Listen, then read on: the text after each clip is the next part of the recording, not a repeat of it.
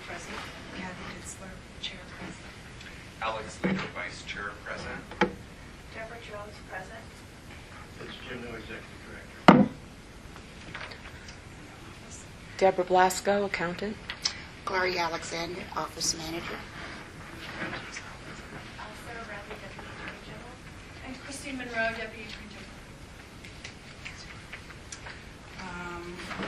Item number 1, consideration and approval of the agenda and its posting. Move to approve. Move to second.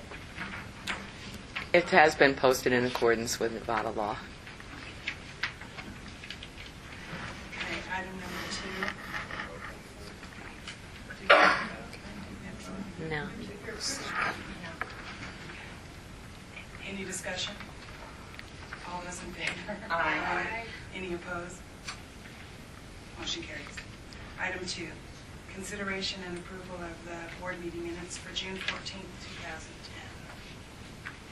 2010. Second.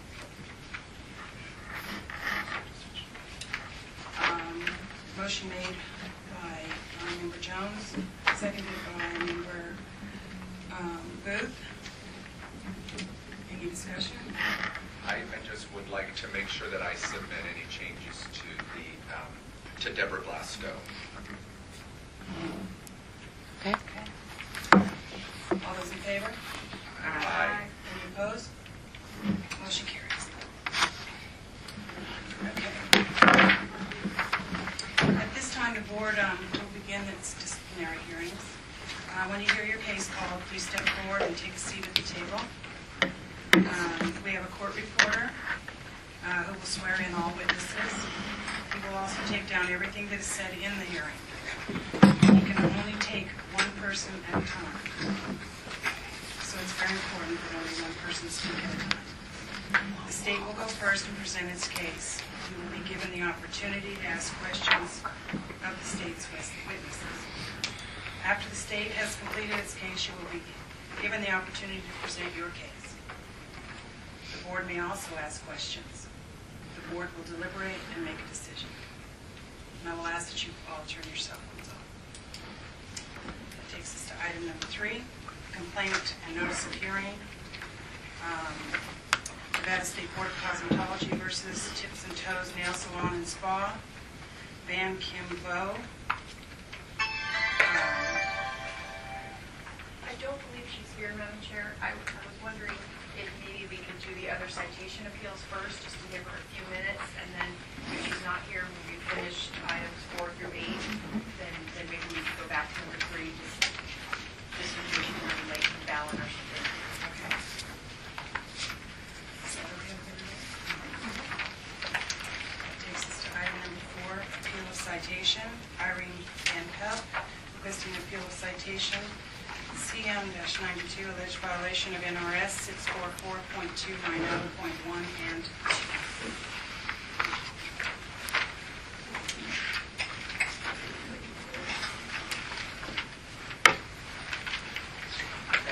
2. Stand raise your hand. Do solemnly swear or affirm the testimony you're about to give before this board to be the truth, the whole truth, and nothing but the truth? Yes.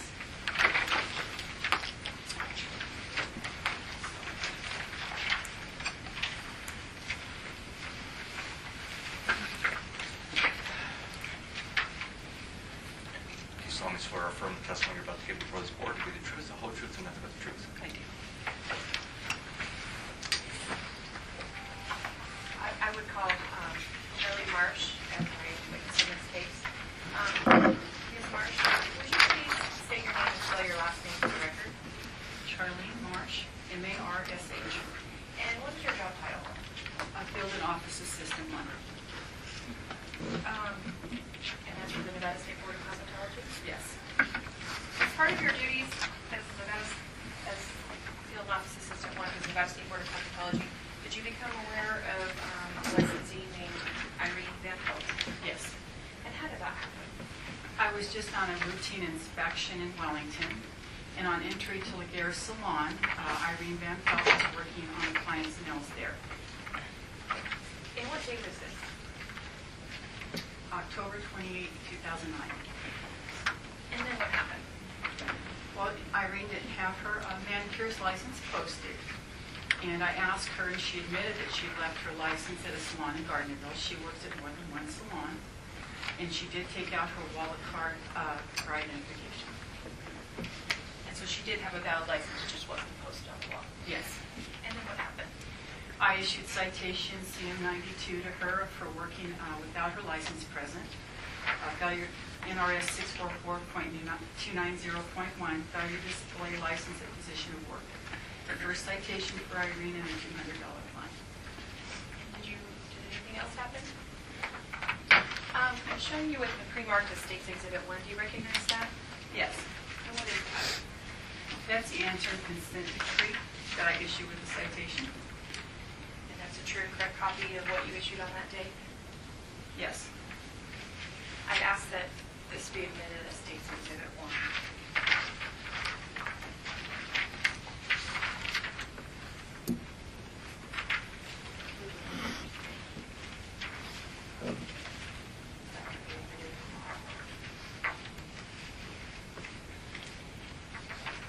Each of us to have. Yeah, I have a copy for everybody. So admitted. Thank you.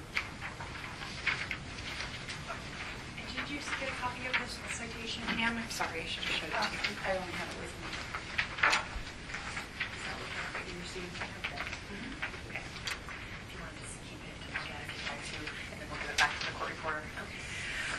And Ms. Marsh, I'm showing you what pre-marked as State's Exhibit 2. Do you recognize that document? Yes. And what is that? That's the citation that I issued on October 28th to Irene Vanville. Okay, is that the same document as the other one? Same as I have, yes.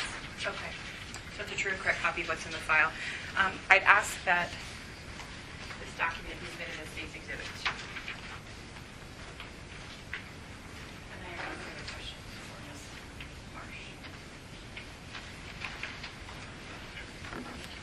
You want to submit it? Yes, please. So admitted.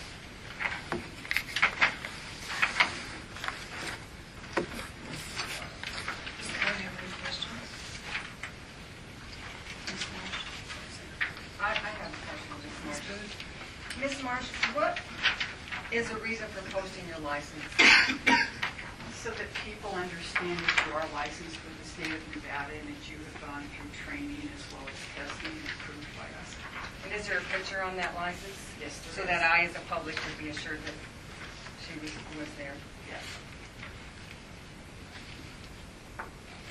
Okay. And then I had a question of you. That'll come up because I can't? Okay, I'm sorry. That's okay. Ms. Marsh, were there other licenses posted in the same salon? Yes, the salon license as well as the license for the owner, who is also a cosmetologist, that she was not present that day.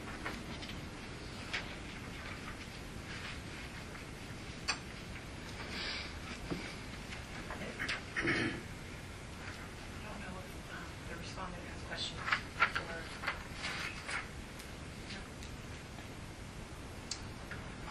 then we turn it over to you. We'll let you respond. Can you hear me? Yes. Sorry, I'm not familiar with this whole routine, so. And my only, I guess, defense is that I have 3 jobs and I travel around working, and I normally do carry my license with me. And I have several bags that I have to carry around, and it got left behind that day. And that's all I can say. I have my wallet one defense. Is it, like I said, I normally carry it. Ms. Booth, you have a question? Yes, do you carry a cell phone with you? I do. Okay, your appointment book? Yes. Then why would you not take your license with you if you had these 2 pieces of equipment? Like I said, I was in a hurry. I have 3 jobs and I have several bags that I carry around, and where it's posted in the shop in Gardnerville is up on a shelf up higher, and it was usually I try to put it down by my bags when I'm ready to go, and I just didn't do it that day. Why are you appealing your decision today? Because I do have a license, and I'd It's not like I was pretending not to be a manicurist or a licensed manicurist. I just happened to forget it. How long have you been practicing? 12 years. How long have you been changing locations? Just this last year. I'm the only one in my family. My husband's been unemployed for about a year, so I have 3 jobs. And so about this last year. I don't normally move around like that. Have you had other situations where you may have forgotten your license? Other situation. Have you gone to a different salon and No. may have forgotten? No, this is the first time I've ever worked in another salon, and I'm only there 1 day a week, so it's not like a regular thing. I only there on Wednesdays. Any more questions?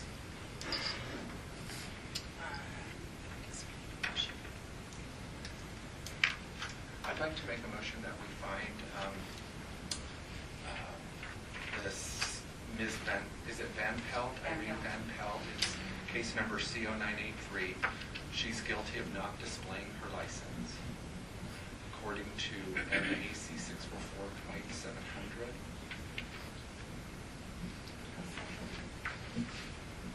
Motion made by Member Leader, seconded by Member Jones. All those in favor? Aye. Any opposed? Motion carries. That takes us into the debate. I'd like to make a motion that since Ms. Van Pelt has not had any prior problems with our board, that we suspend her fine for 1 year if she does not encounter this situation or any other situation in the future, that fine would then be waived. I'll second that. Can I ask a question now? Motion made by Member Leader, seconded by Member Austin. Any discussion? I'm sorry, I'm the new one here. Is there a way we could reduce the fine like from 200 to 100? Is that possible? Absolutely. Yes. My concern is, as a public member going into a salon, knowing that somebody is really licensed, because I've been really surprised doing this job just a few short years that I have, that how many people are unlicensed working. So to me, it's very important that that license be on the wall so that I know that person is official. What I would like to make a friendly amendment there, saying $100 fine, and that it not happen again, and just reduce it down, because I think there has to be a consequence, because you do take your phone with you, you do take your appointment book, so you do know the importance of those 2 things. The license should just be just as important. Let me say something, actually, because I work in 2 locations, and I get sitting through these hearings all the time. Just a couple of weeks ago, I am halfway to the 2nd salon. Had taken my license home from the salon, but left it in I'd taken the bag out. It was I was getting stuff out of my trunk and left it.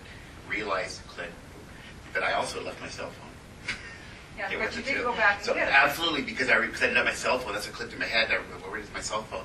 I might not have realized, but if I got in there and started work, obviously I would have stopped and gone home and gotten it, because I've sat through enough of these that the odds are they're going to walk in that day, and I'm held up to the same expectations as everyone else.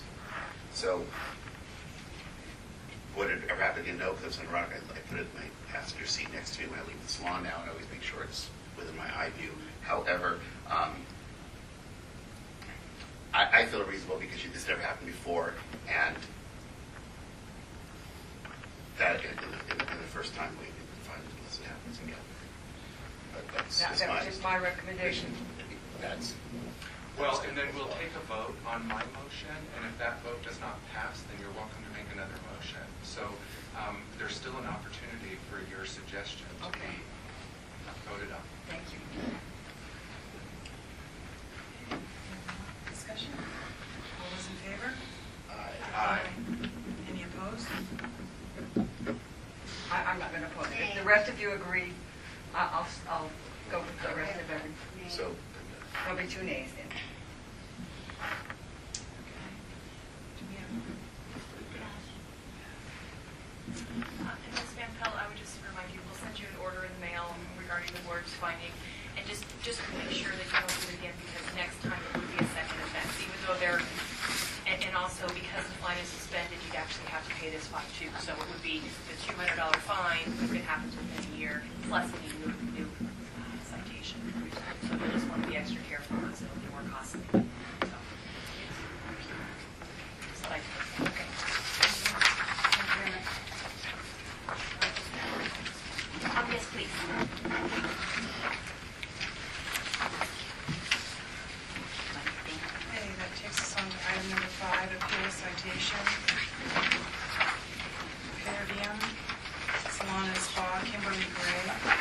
requesting appeal of citation, CM 94, alleged violation NRS 644.320.1. May I? Kimberly Gray came in and paid her citation and said she would not be appealing it, so she's not here today. Okay. Item number 6, appeal of citation, Main Salon, Lori Leanne Stoker Miller, requesting appeal of citation, CM 95, alleged violation, NRS 644.360.1.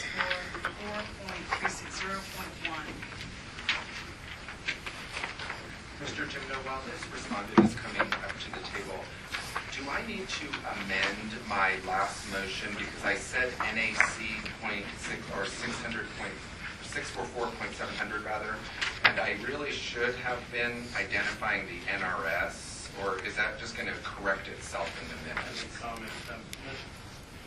Eric, is that appropriate just to amend the section or is it right? I cannot physically change the transcript.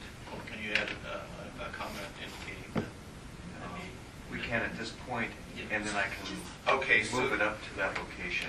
Yeah. We can do that. Okay, for the transcription, in my prior motion, I indicated that Ms. Van Pelt had violated NAC 644.700, when in fact Ms. Van Pelt had violated NRS 644.430.1A and K.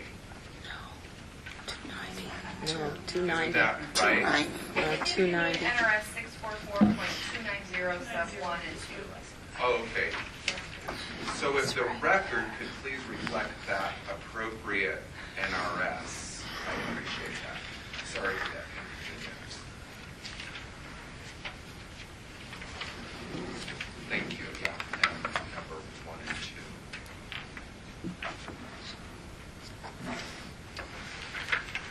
And if I could get you to stand and raise your right hand. Do you solemnly swear or affirm the testimony you're about to give before this board to be the truth, the whole truth, and nothing but the truth? I do.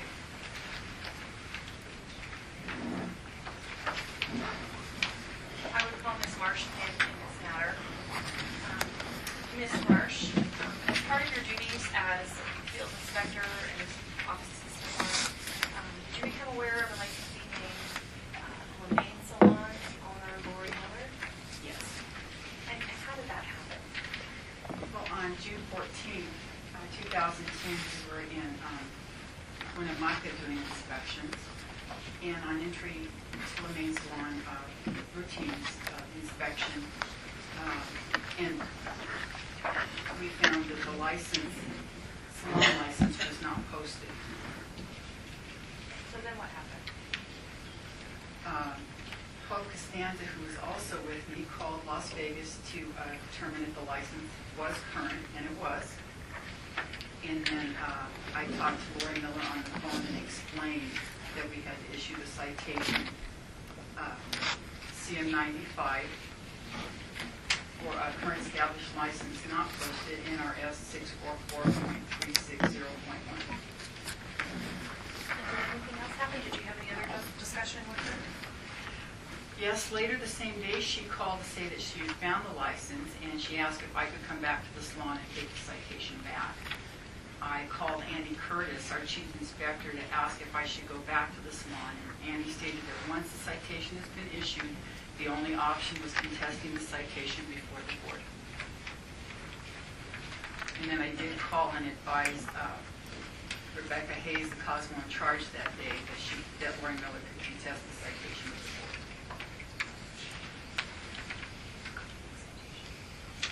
I do, yeah, okay.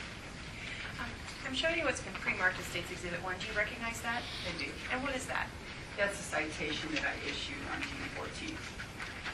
And it looks like a true and correct copy of the one that's in the board's file? Yes. I would ask that citation be admitted as State's Exhibit 1.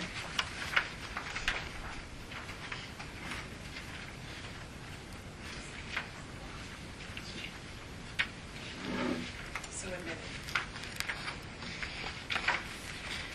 Ms. Marsh, I'm now showing you what's been pre-marked as State's Exhibit 2. Do you recognize that document? Yes, I do. And what is that? This is the answer and consent decree that I issued on that date, June 14th, to the mini salon. And you said there's an answer which is written by Ms. Miller? Yes, for her to contest it. I'd ask that this document be admitted as State's Exhibit 2.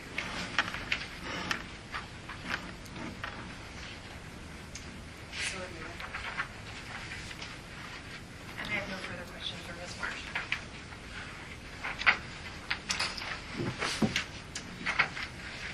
Does anyone on the board have any questions for Ms. Marsh?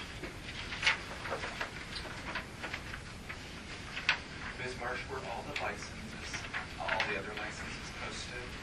Yes, and she actually had the expired license posted that day. Because it was in the front Yes. of the frame. And none of the other licensees have been expired? They were all current? Yes.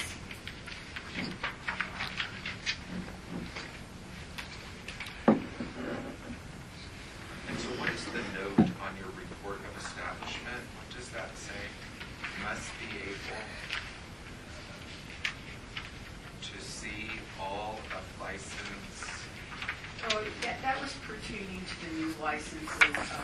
Since all of our licenses expire on different dates and years now, I just always make a note for the licensees to show all of their licenses so that we can see their expiration dates. And there's little stars by the people up at the top that had that situation, so I'm just kind of letting them know they need to put their whole license so that we can see everything.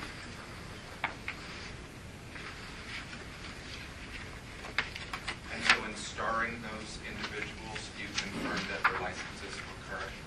Yes. So their birthdays are coming up, is that what you're saying, and they need to read? No. The expiration dates weren't visible just to do it. They were folding them in their frames. But we did confirm they were current.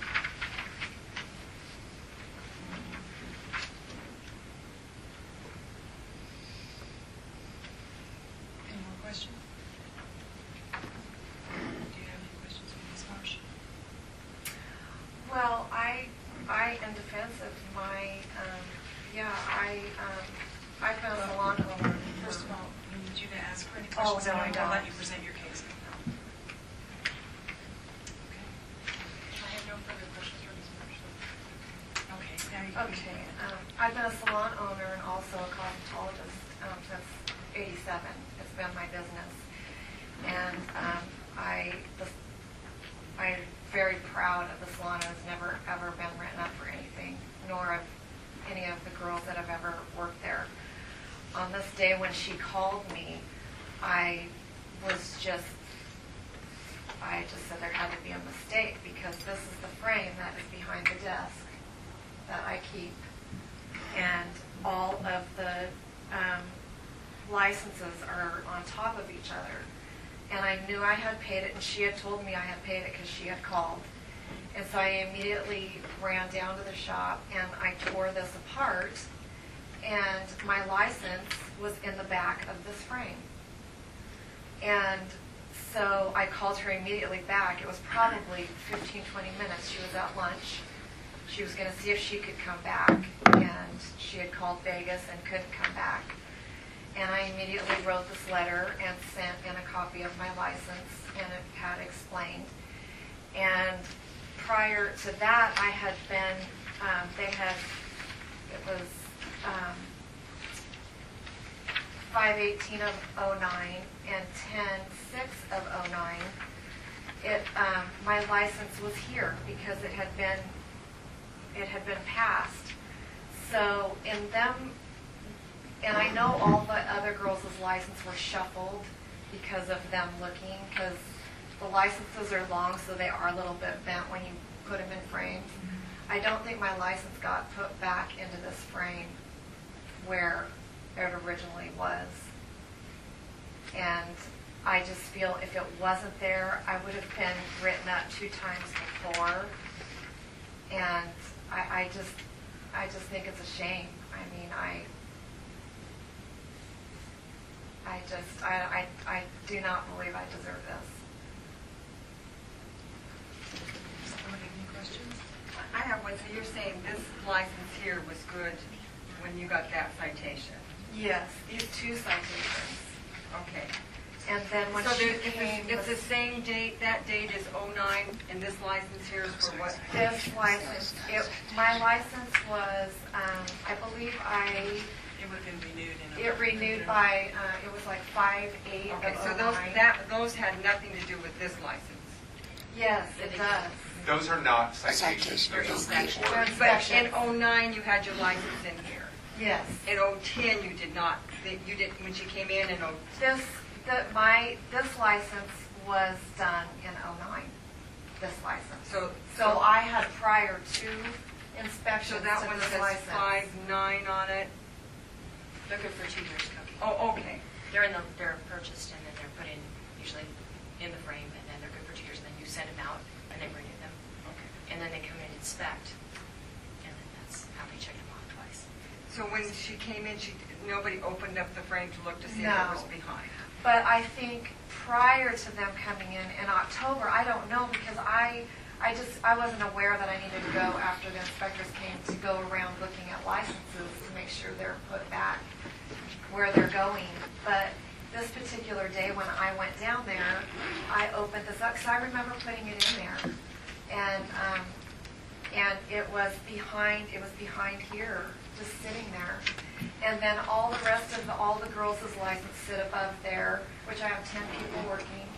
All are sitting up above their station, and they were all disheveled.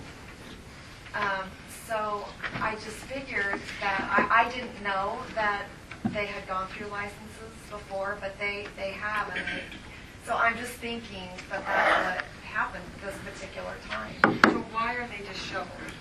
Because they took them out because they're kind of bent, and they took them out So to the see whole numbers. license is not being displayed? Well, end part is not.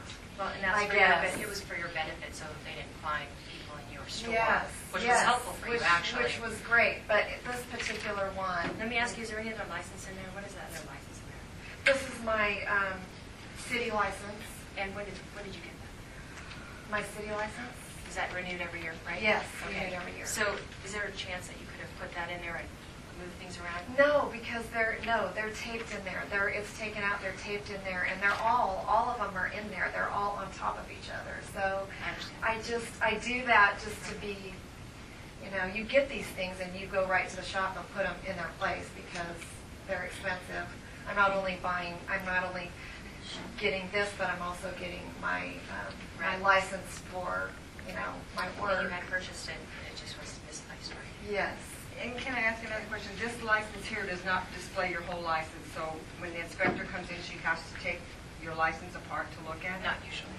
Not usually. I have never seen that before, but this particular day, I was not there, and I was not there the time before, which I would really request in liking to be there as a salon owner when I'm inspected. I would really like to try and be there. They wouldn't make appointments. Can I ask one question of Ms. Marsh? I do though? have a question of AG. Can we ask Ms. Marsh? You can go back and we can redirect. Okay. But I just yes. Because I would like to Paul, ask probably Ms. all have the Marsh, same question. is it a possibility that when you went in her salon, Hold on. Yeah, just a moment. She still had a question of the response. Yeah, she's still on her, Okay. so we'll go back and. okay. Yes, when you put your license in your frame, is it very possible you could have put it behind the existing one?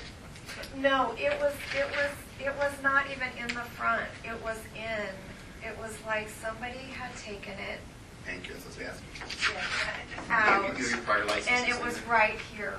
So you couldn't have seen it anyway? No, it was floating back here. It was just sat back here. You couldn't see it? No.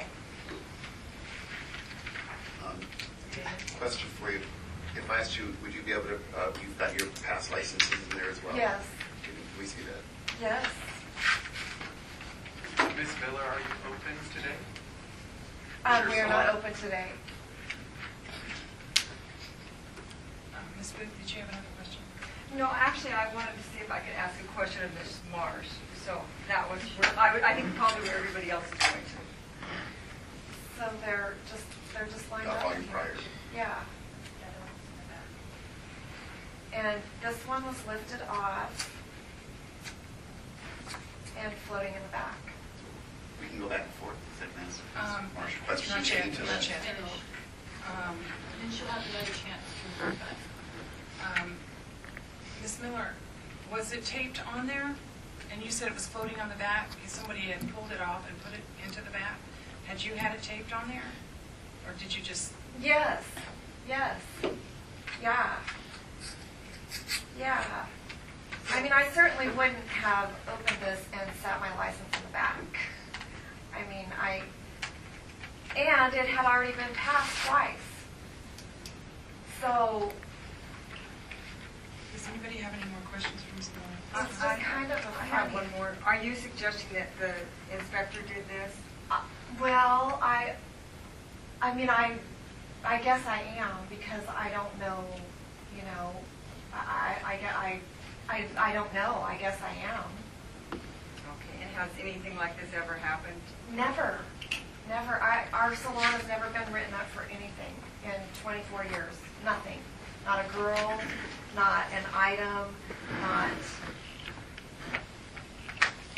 no. And why would you suggest that the inspector did this? Well, that's the only thing that I can think that could have happened, and by looking at the other licenses, I just believe that they were all disheveled. Is it a possibility that you may have used it to No. copy? Make a No. copy and to get your business license or anything No. like that? No, I don't have to do that. Okay, Mr. Austin. I've got a point I'm trying to get at, but I need to be able to ask Ms. Marsh and then Okay, we'll get back because that's to do it. Okay. That concludes my question. Yeah. We can go. Is she finished with her? Is there anything more you want? I think I'm finished.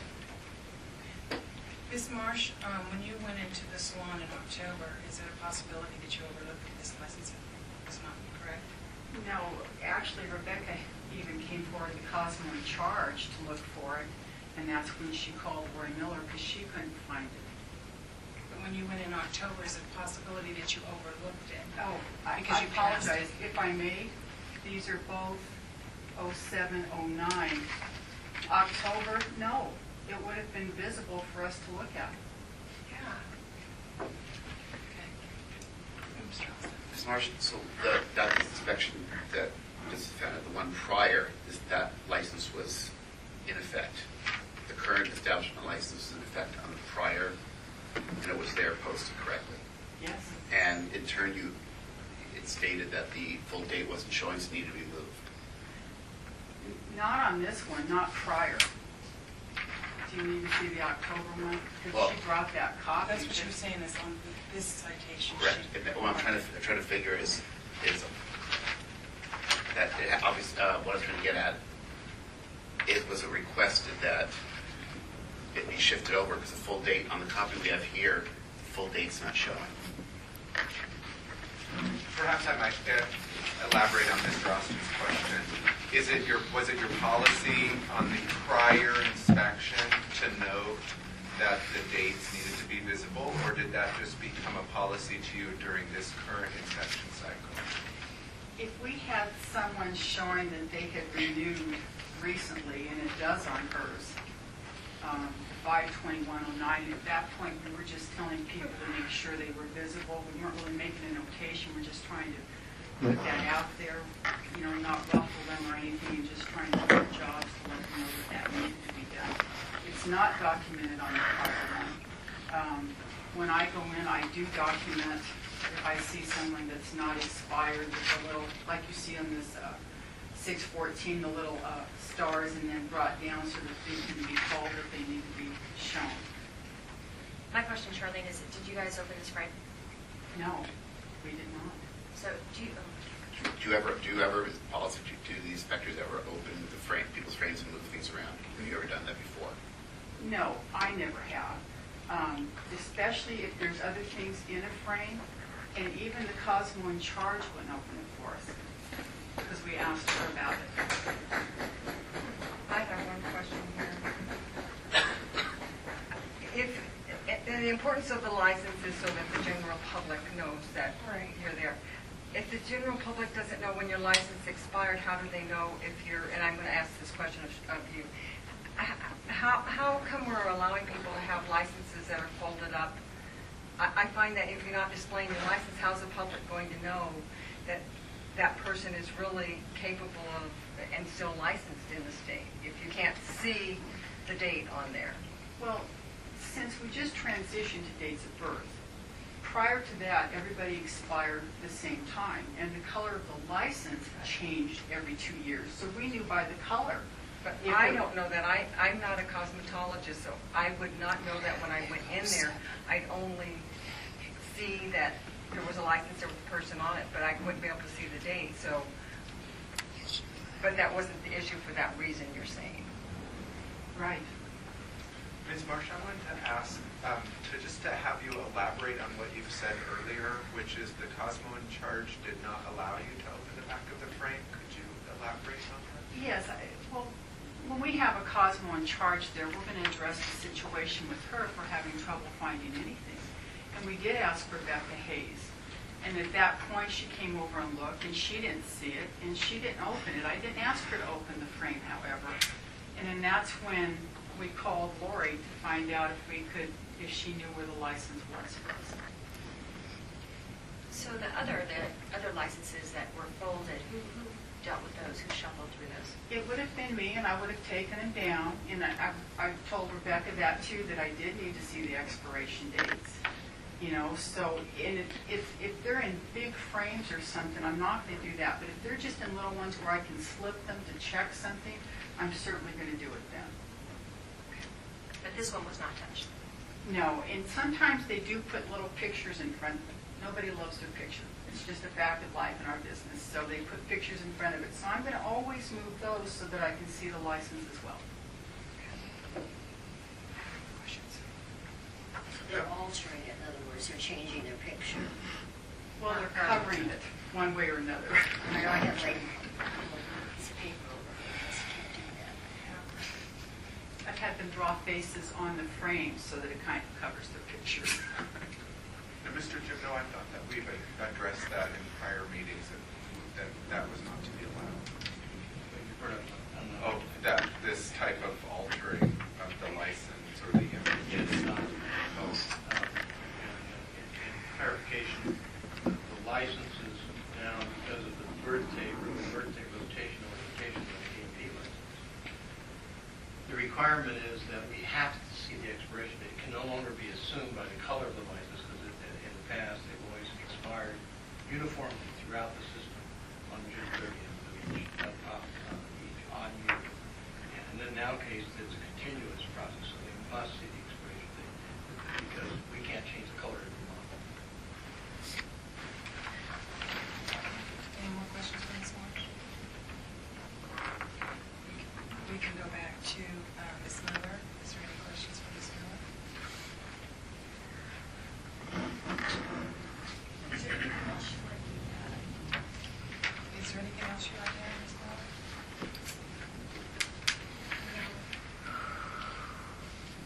Ask for a motion. I'd like to make a motion that we uphold citation number CM 95, case C10 185. Ms. Miller. I second that motion. Motion made by member Austin, seconded by member Leader. Any discussion? All those in favor? Aye. Any opposed? Motion carries. Penalty phase. I'd like to make a motion to assess no fees as this is a first-time offense. And I think it's a misunderstanding. And since all her stuff has been current, she hasn't had any priors, I think that we should not assess any fees at this time. Second. Motion made by member Grimaldi, seconded by member Jones. Any discussion? I have the discussion. Generally speaking, we found the response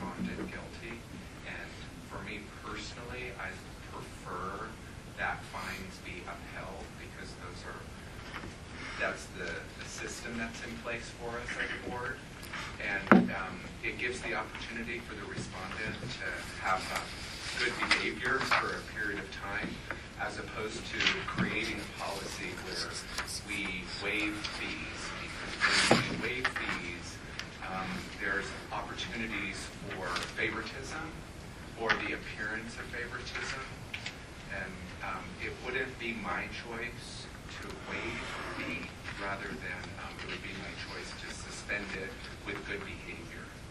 I think I would prefer that too. I'll go with that. I'll agree with that. We'll vote on that, and if it doesn't go So through. do you want to withdraw your previous motion and make a new one? Yes. Your second? You want to withdraw your second? Okay. Do you want, Yes, I withdraw my motion. you want to read? Okay, yes, I want to make a motion to suspend the fee based on no incidents, and the fee will only be established if she has another incident Within a time frame? within 1 year. So, can I say something? There's a motion on the table. Your second. I'll second. Okay. Motion made by Member Benaldi, seconded by Member Austin. Discussion? Remembering also that if it happens again, another violation, the second violation fee would be greater. And if it's within the year, you would have, because when they're suspending a fine, if you have another violation, you have to pay the suspended fine plus any new fine. And then after 1 year, this fine will not be suspended anymore, but any new violation would be the second. Okay, well, I'll just have to be more aware of checking these licenses, and into your regards of favoritism, sometimes I think there needs to be favoritism when somebody has been in business for 25 years. Okay, we're still. We're not there yet. Okay, any more discussion? All those in favor? Aye. Any opposed? Nay. One nay. Ms. Miller, I would like to add, though, that you did make a statement that you didn't know you had to check all of people's licenses in your salon. That is your responsibility. I realize that, but once they're in place, they are checked, and so I guess I have to check them on a daily basis. Ms. Miller, that's actually a really good idea, because of the dates of the licenses are all going to be variable now. So as your folks' licenses come up for expiration date, somebody might come up like on May 13th, another person might come up on June 11th, another one might come up on July 28th, another one might come up November 3rd. So they're all going to be variable. It's highly important that you do check the licenses, and particularly the establishment license. So it's not a criticism for you. It's just a helpful suggestion so this doesn't happen to you again. And in terms of the favoritism, it's not our policy of the board to play favorites with anyone, and we actually have to make great steps to avoid the appearance of favoritism.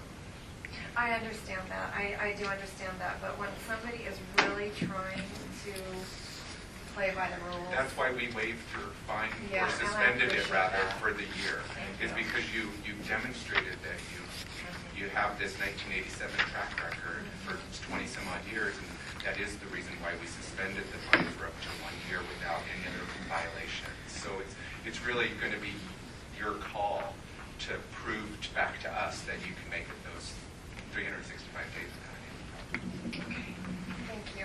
thank you. Moving on to item number 7, appeal a citation. I don't pronounce this right, I'm sorry.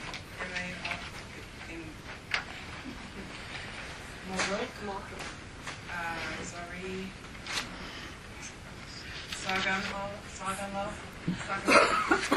requesting appeal of citation HC 85, alleged violation of NRS 644.290.1. Could you just stand and raise your right hand? Do each of you solemnly swear or affirm this we're about to give the words of the truth and the whole truth and nothing but the truth? I do. I would call Ms. Costanza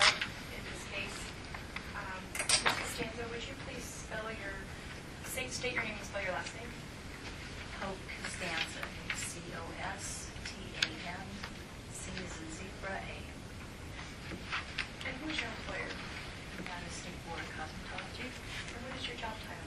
I am an Inspector 1. And as an Inspector 1, as a part of your duties, did you become aware of the licensee, in this case, Ms. Zuri Sanchez?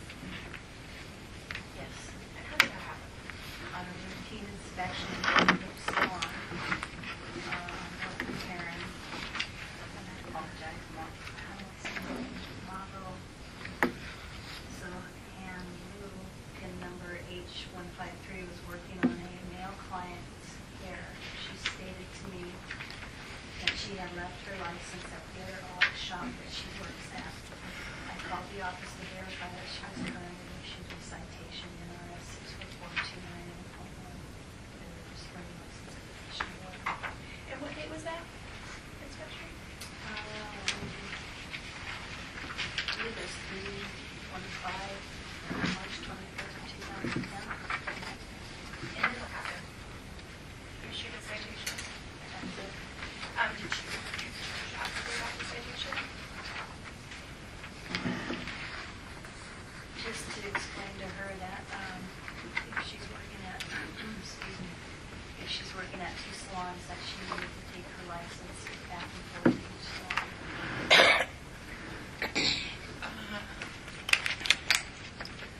And then I'm now showing you what's been pre-marked as State's Exhibit 1. Do you recognize that document? I do. And what is that? This is the citation that was issued. And does that appear to be a true and correct copy of the citation that you have in the file? Yes, it is. I asked that the citation be So admitted.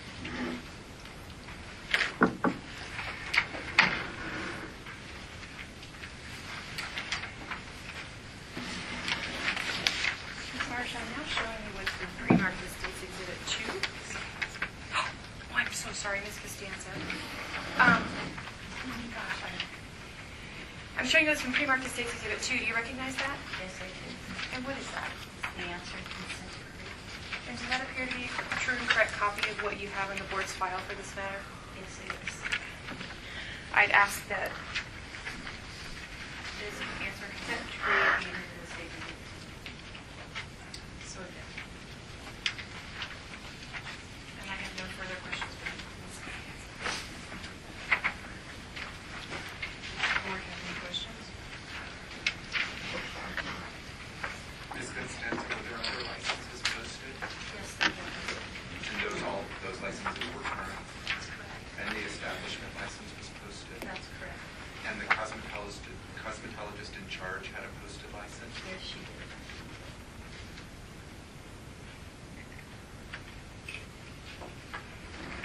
Is Maru Zuri, is she an independent contractor or is she an employee? I don't know.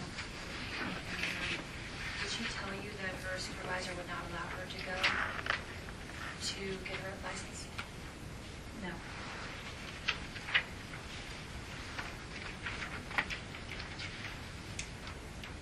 Question? Do you have any questions for Ms. Costanza?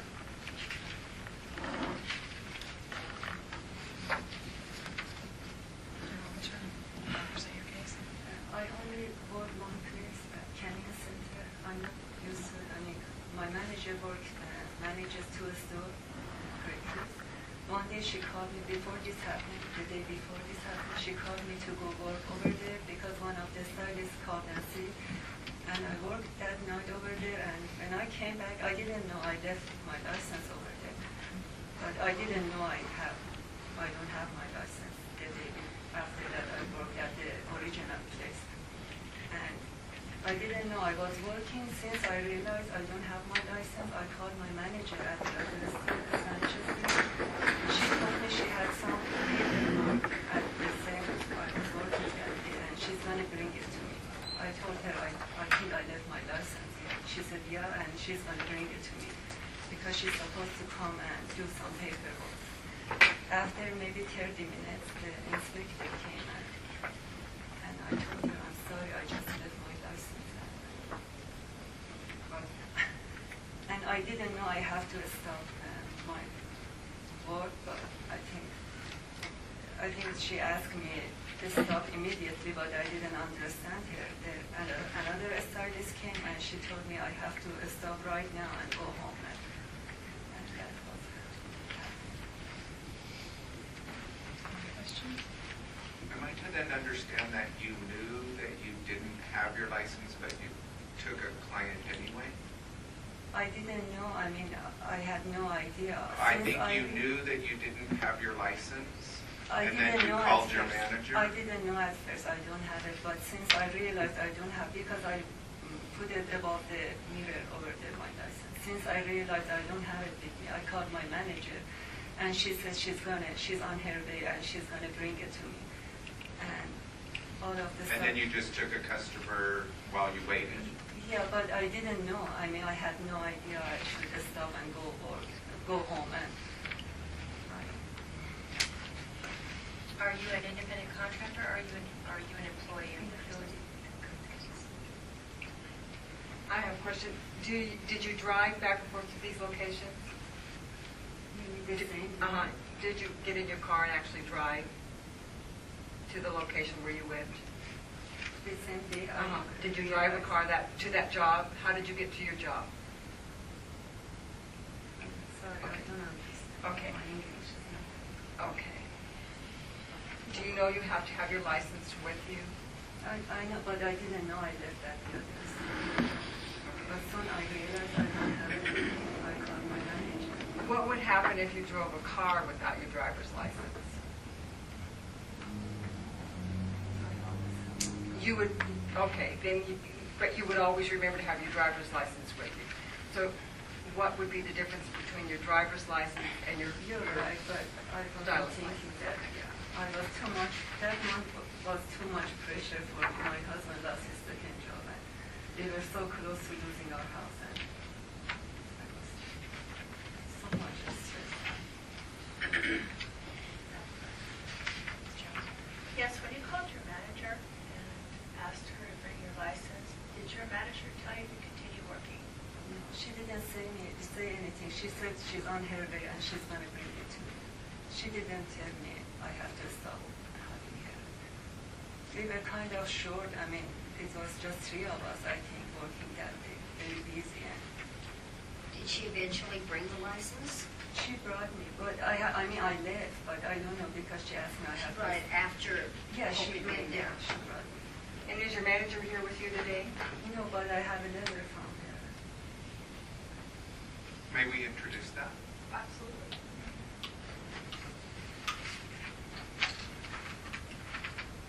Is the manager also the cosmetologist in charge? She's a cosmetologist. She manages. Kathy, who give it to you?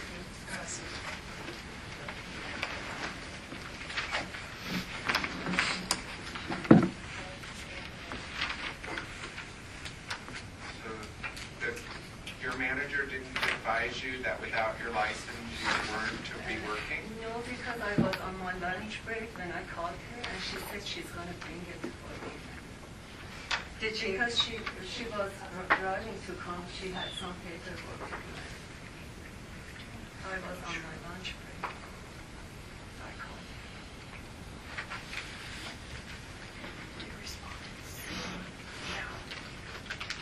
Was there sufficient time for you to go yourself to retrieve the license during your lunch break? It's 30 minutes my lunch break, and since I thought she's going to bring it, and I said maybe, because she said she's on her way to bring it for me. She At the made same no time- indication that you should stop working? No, she didn't. I don't have any objection to the admission of this letter into evidence. Should maybe one person read it out loud, so we go. Sarah, Sure, if you'd like if you to. want to read it out, or Sarah, or somebody want to. To whom it may concern, I'm sorry. The respondent. The respondent was working in our Spanish Springs on 3/24/2010. Upon State Board's arrival on 3/25/10, she realized that she left her license at the other store. This is the first time that this has happened. Please take into consideration that the stylist do travel between stores, and every once in a while, this might happen. Thank you, Leslie Vaughn. Can I make a comment? May I? I think we need to bring the shop owner, I think she should be penalized. That's his hearsay. She's just saying there. Right.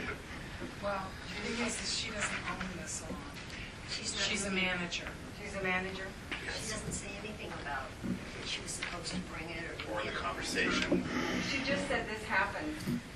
Yeah, basically, that's what she said. Yeah. If you can't find somebody or penalize them for saying this happens, you know what I mean? That's. I can help clarify. Executive Director Mr. Jimbo. Technically it's a misdemeanor in the code. It must be observed. Hearsay evidence would not be sufficient. There's a significant amount of third-party evidence that leads to that. Just the fact that you suspect it or somebody says it happened would be insufficient surface to bring a charge. Mr. Jimno, with all due respect, it does appear by the person, the manager does need to be educated that once in a while this may happen, is her language. It appears that she probably needs to receive a letter from us that that's not to happen. There's not an if or and.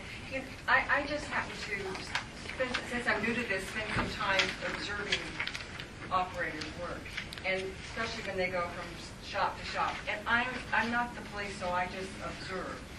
And two occasions, I witnessed people going to a different salon. They pack everything up, their scissors, a drape, all that stuff, but not their license.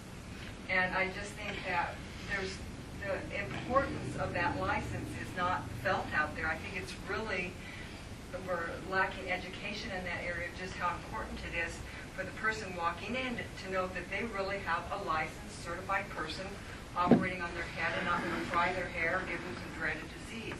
So I think it's, for me, it's really important to have that license, but I don't think the operators feel that same importance.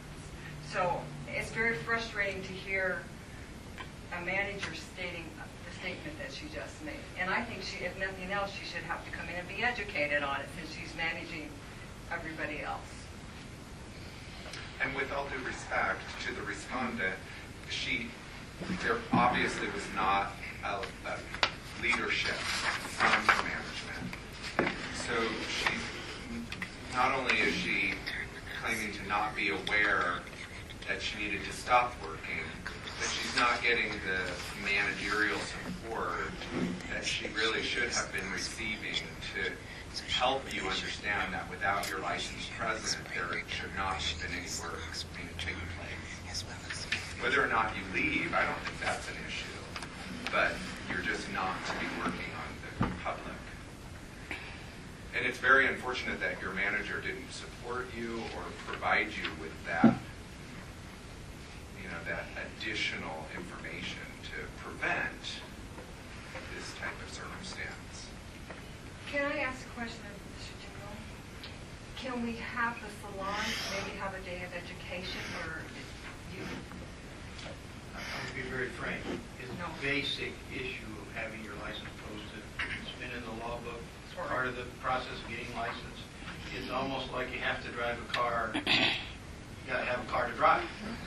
That's not the case of this situation. This policy was discussed about a year ago at length at this legislative body, and what we determined was that cease and desist was advised, should be advised to the practitioner, indicating they can finish their customer, so there's no damage done to the customer, then they shall cease work at that time, and they can't work until they get their license in their hands again.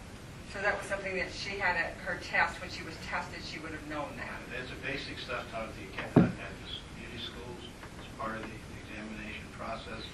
It's a basic requirement. And so the issue is, I work in two places, is not relevant. The second issue is that as much as a valuable tool as your scissors, etc. And the third part is the managers and cosmetologists in charge are required to make sure all the cosmetologists working in the institutions are in fact licensed that day.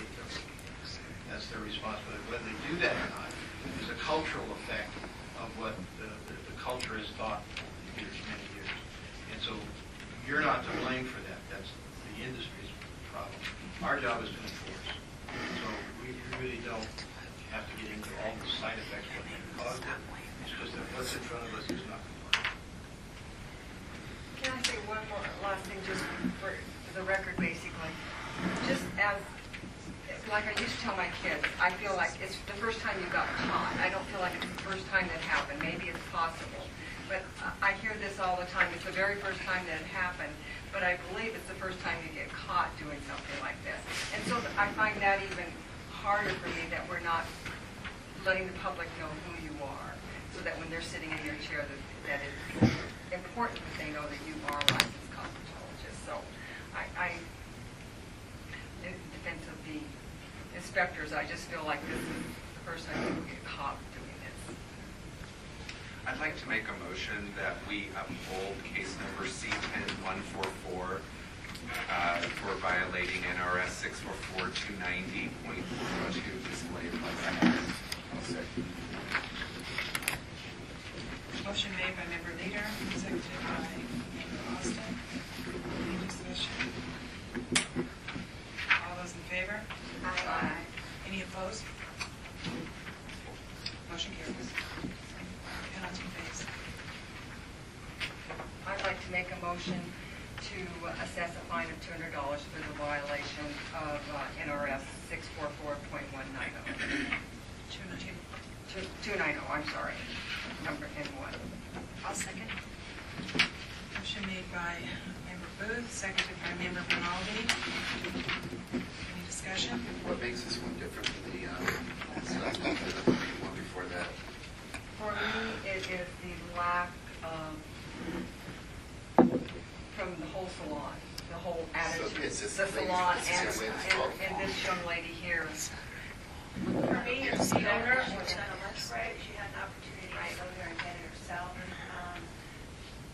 And we're looking at a manager that probably doesn't enforce having a license with you at any of these shops. And it's very important that the message send a message that when you have this many chains, you have this many people going between shops.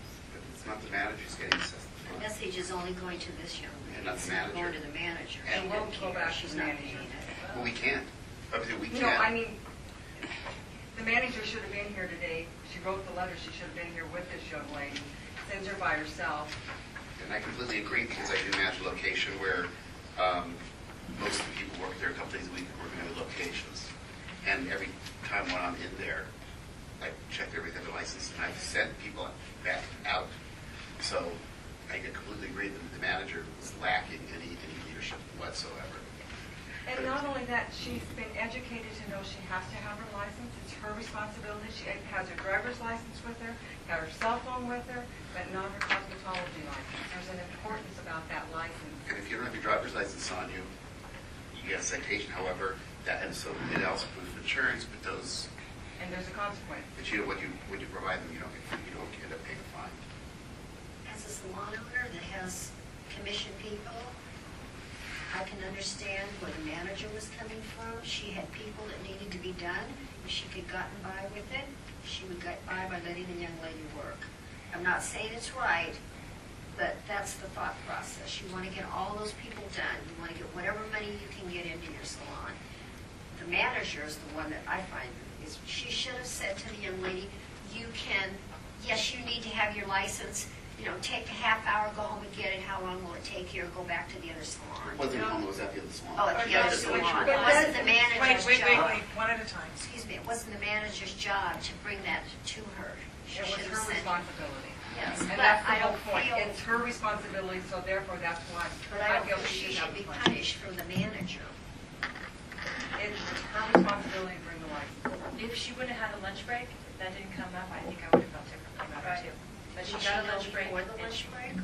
She knew it when she went on her lunch break. And she didn't go get it, she didn't make sure it happened. And I called my manager and I'm sorry, this was my first time. This was my first time. I always have my license. I'm But so you knew sorry. it, but you knew it I just realized and I called. And then you took it to their client.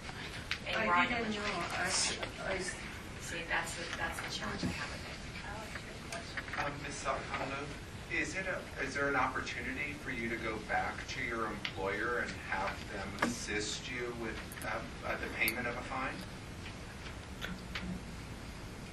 All of them, they have money from this economy. They have problem. I should ask them to help me. I'm just asking, is that an opportunity for you? I mean, you heard the letter from your manager. You read the last line from your manager's letter. Well, that's not to happen. It's not to happen once in a while or at all. So really, you've been given poor advice from your manager. If you've been given poor advice from your manager, do you feel that there's an opportunity for you to go back to your employer for better advice and for assistance with this particular matter? Do you feel it would be important to have your manager come before us? We can't require them to come before us. Well, essentially, we've established one portion of the discussion, which is the guilt phase. We can suspend the penalty phase discussion until we have the opportunity to speak to the manager and maybe ask the manager why she didn't advise the respondent to discontinue work. And that, in turn, might help us make a better decision on where to assess the fine. But I think it's already been brought up that the manager didn't get cited. And the whole thing before us really is not about the manager, as that was said to us. It's about somebody knowing they have to have a license, understanding they have to have a license when they're working, and not taking care of them on their lunch break when they could have taken care of it. She said she had 30 minutes. We don't know that there was time to go get it, number one. Number two is, It doesn't we don't matter. know that the other people, She can't operate without it. we don't know the other ones that came before us weren't aware Right. that the license wasn't there and could have gone and gotten it as well. So I don't understand why just because this woman is honest a bit on her lunch break, she realized it wasn't there and called, but the other ones might have been working half the day and knew they forgot it and figured out I'll get it later. We don't know that. They just maybe didn't tell us. I also wanted to comment, just in the event that no one understands the quick clips business concept. These gals are under pressure to meet quota by time. And I'm sure that stress and necessity in order to be paid, that momentum has to come into play. I'm losing my job, not making my quota for that day, because the cash register is what clicks in customers, clicks out customers. And I'm sure she could have went to a lot of trouble not meeting her pay. Mr. Jim, we had a little bit of a crossroads prior to our vote.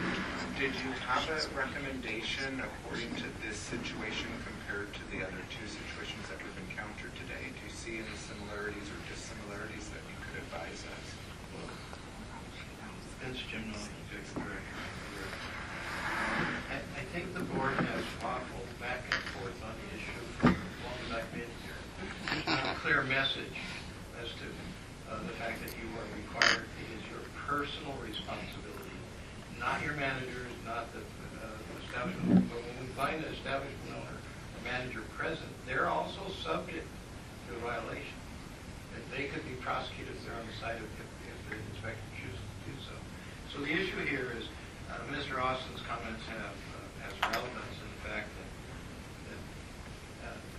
there's the same basic set of observations occurred, and you're not staying a single course that you either have to have it there or you don't have to have it there.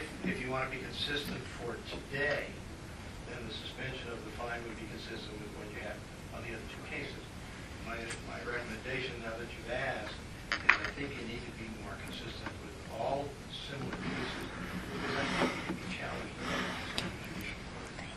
But that's my recommendation. I think consistency for the day would be the better part.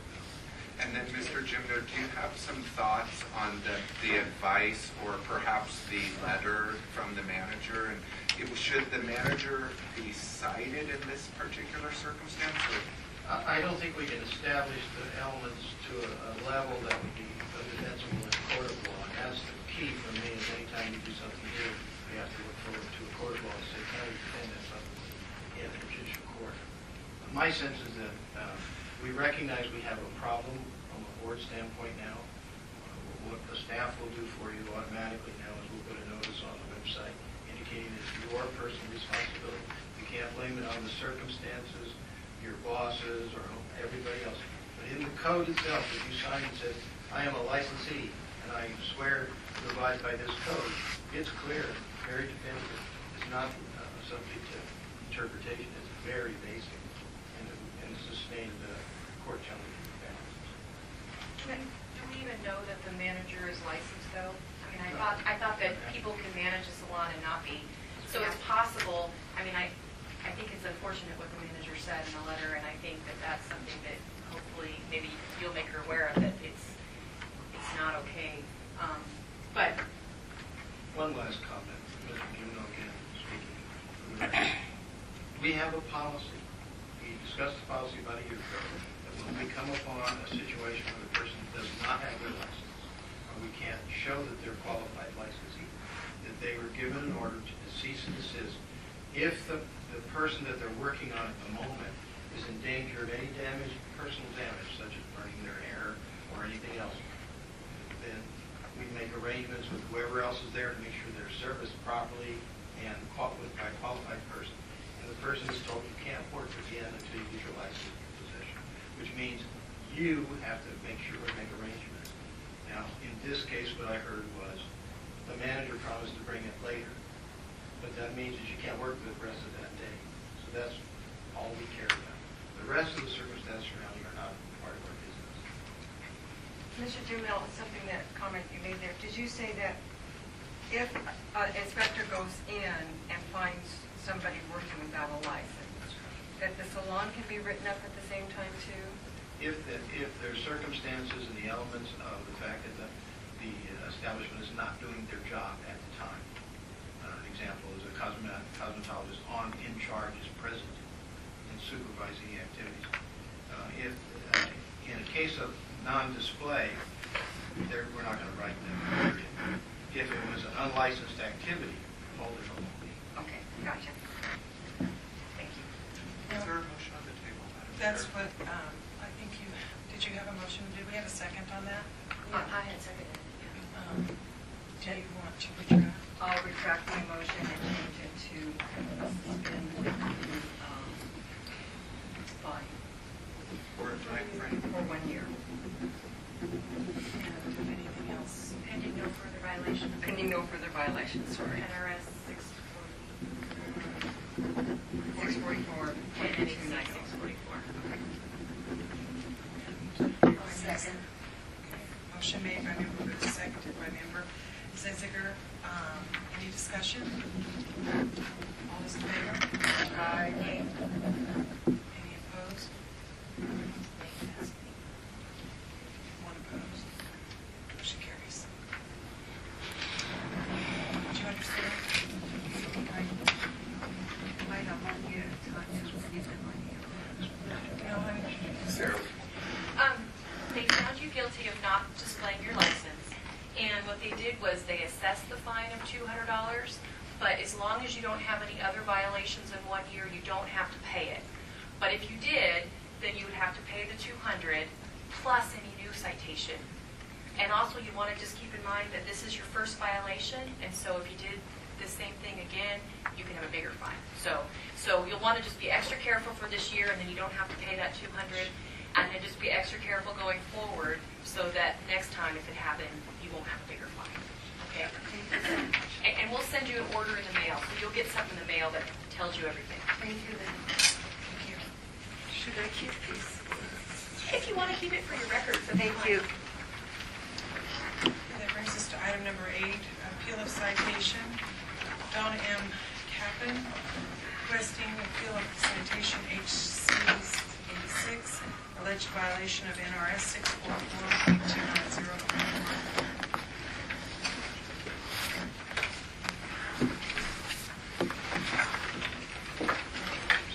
Do you solemnly swear swear or affirm the testimony you're about to give before this board to be the truth, the whole truth, and nothing but the truth? They do. If I step out and smoke, there's... I would call Ms. Costanza. I'll be right back. Ms. Costanza, as part of your duties as field inspector for the Nevada State Board of Cosmetology, did you become aware of the licensee in this case, Donna and Kevin? Right. I did. How does that happen? Well, on April 28th, 2010, on a routine inspection of the Classic Hair Salon, Donna M. was working on a female client. Aileen Briggs, the owner of the salon, stated that Donna had left her license at the other salon that she works at. And she went on to say that she has to remind Donna all the time to bring her license with her. Kathy also came over to me and stated that she had forgotten her license at the salon that she works at, the other salon. And so then what did you do? At that point in time, I issued a citation, NRS 64290. And did you talk with Ms. Kevin? Yes, I asked her for her license. And after you issued the citation, did you have any further discussion? I don't think so.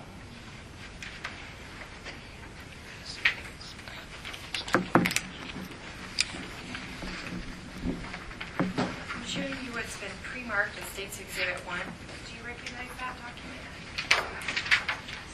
And what is that?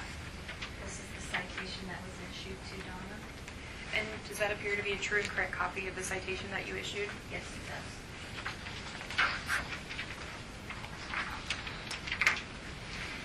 I've asked that the citation be admitted as evidence at the court. So admitted.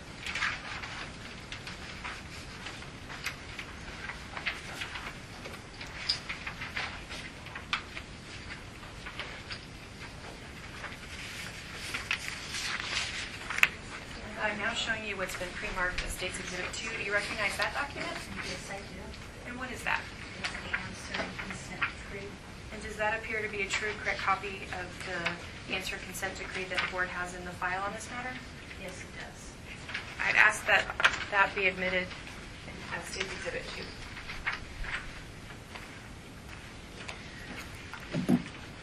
So admitted. And I have no further questions for Ms. Costanza.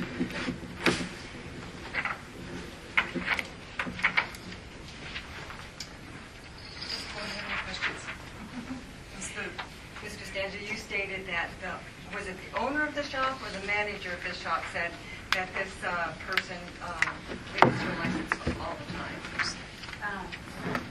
That was the owner of Classics here. Okay. How come the owner wasn't written up for allowing her to work there? Because that's not what we do. So the owner of the salon is not responsible if she's got people working in there without license. Is that correct? Did I misunderstand everything? Yeah. So the owner's not responsible at all? Can I say something? Being that I have the manager of my locations, I'm licensing in charge, and I know in the past they used to cite both at one time, and they can still, and that's why every time when I go in, because I know people work too, most people work too, I take a quick walk around. Okay. And then you can testify that, you know, that salon set up. Yes. I double check around because I have caught people have forgotten it. I don't care if you know, you go get it because there's a chance I'm going to get cited. So the owner, no, but I'm the licensee in charge that day. So was she the licensee in charge that you were talking to? The owner? I think I'm finding it really hard about how lax we are with Is this. the owner a cosmetologist? Yes, she is. So, I don't want to say about lax, but just be real careful, consistent, and I think maybe we got too consistent. The other direction, we need to be more consistent this direction because the owner of the shop, if I'm sitting there as a broker in my shop, I'm going to be held accountable if the state board walks in. I'm finding it hard to see why the licensee in charge everybody's is so not. lax, yes, about it, and even makes a statement to the inspector that this person does it all the time. I listen, Mr. Jim, what change will we no longer, or we backed off on also citing the licensee in charge. As far as I can know, what Lisa done since October 2006, the board had operated functioning in this manner, that they were not encouraging policy, the unofficial policy, there's no written policy, but the activities that were supported by management prior to me was that normally they didn't cite that person, they saw it as an individual violation. Although the law allows us to cite, they just haven't. If the board wishes to take a stronger position on enforcement, that's a board policy or a board instruction to the staff, we'll do it that way. There's been no thrust by the board itself to cite both parties. Now that'll be a very strong message out there. However, you'll see a lot of folks in here. I think until you get the message out, it needs to be done, because I find it just, I just find it so outrageous that we're allowing this kind of thing, and that people don't understand the importance of that license. I know if I don't get my education, I don't have my license, I've lost my livelihood. So I just find it, to me, it's very upsetting that when I go into a salon, I want to know that license is good. And I think I looked to the state, to the inspectors to ensure that for me, but I didn't realize it was going on federally.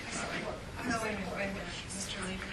Well, it's interesting, Koki, too, because then what I find as an extension of what you're saying is that we end up with an individual that's pleading an economic hardship or some such emotional argument, and yet the responsibility is falling back onto that business, that the managerial staff, the leadership that's supposed to be trickling down to the individual. I find that we're kind of getting a mixed message too. Not only are we maybe putting out a mixed message, but we're getting a mixed message back. You know what, when I came here to Reno, I brought my computer with me and my hotspot, because if I can't write a contract, I have financial hardship. So I know I bring these things with me because I have to have them. So that's the thing that I'm finding. So all these excuses, to me, are just excuses. It's part of doing business, is having that license with you and having the tools that you need to do your business. Because if you don't have scissors, you can't do your business. Can we keep this focused on this? If you guys want to have another roundtable at some point. My question just was, why wasn't the inspector, the shop owner cited when she made that statement? And I think we answered that Well, I question. hope it's not at fault. It's something that we have been doing. So with her, if we tell them that's what they do, then they will do it. So that That's was what I was your trying to lead decision. to. Yeah. Okay. So hope you did fine. That's You weren't what I went involved. And I wasn't trying to imply that either. Any more questions for Ms. Costanza? Okay. Ms. Kaplan, do you have any questions for Ms. Costanza? No. Okay. Okay, you can present your case now. Okay, I'm not protesting that she didn't do her job or that I didn't have my license, which I didn't.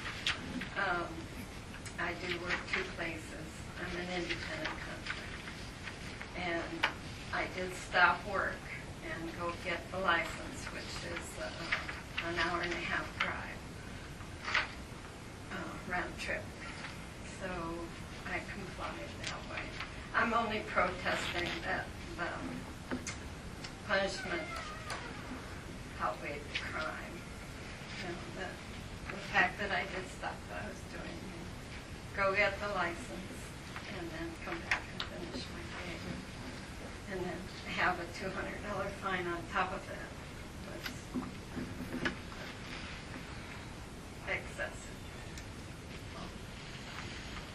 Does the board have any questions for Ms. Kaplan? I have one question. Was the owner of the shop, was she correct that you do this all the time? Is this something that you do at a I've done it once before. Thank you. It was warm, but I wasn't working on anyone at that time. Thank you. You were warned by the shop owner or by the inspector? The inspector. So the inspector had actually seen that you forgot your license once before? Once before, but I was finished. My day was finished. So she I feel like I should wear it around my neck. Because, you're constantly taking it in and out of your purse. It's not like a driver's license where it stays in your purse and your wallet. So it's easy to forget it on your station. And maybe they could try to make these a different size, because there's no frame that can fit this, unless you have one special made. Questions?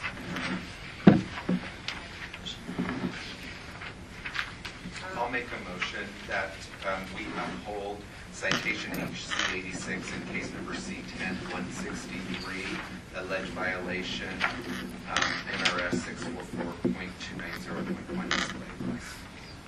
I second that. Motion made by Member Leader, seconded by Member Booth. Any discussion? All those in favor? Aye. Any opposed? Motion carries. Penalty phase. I make a motion to suspend the fine for 1 year.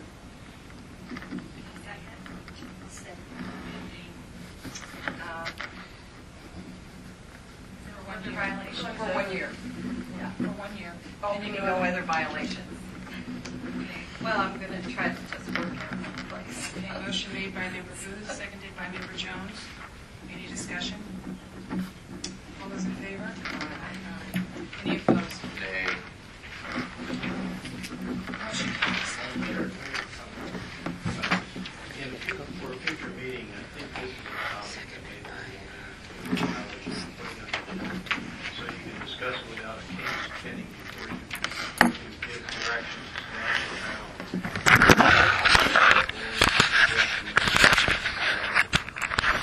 Can we put that on our next agenda? I just want to let you know there'll be an order being sent to you telling you what the board has found. But you'll want to be sure that if you were found guilty, so if there's another violation in the future, it would be a second violation in the fine would be more. If you have any violations of NRS 644 in the next year, you would actually have to pay the $200 fine plus another citation. But you want to be extra careful this year so that you don't pay this fine and anything else, and then going forward, you still want to have a second.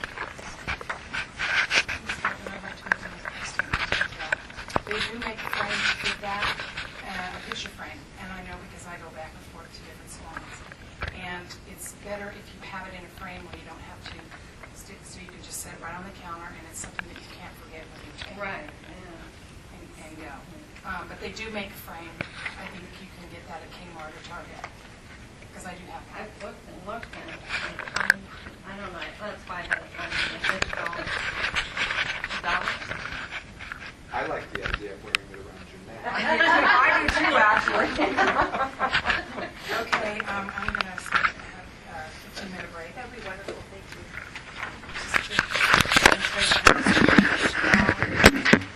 Van Convo, administrative hearing for alleged pattern of repeated violations of NRS 644.190 and or NRS 644.360.2. I have a copy, the respondent is not here for the record, and I have a copy of the certified mail receipt and return receipt card showing that this, the complaint notice of hearing in this matter was sent out on July 8th, 2010, and signed for by a, looks like Duke and Wynn on July 9, 2010. And I would like to admit this into evidence as State Exhibit 1, submitted proof of service. And based on the proof of service, I would ask that the board find that the respondent has been given proper notice of today's hearing.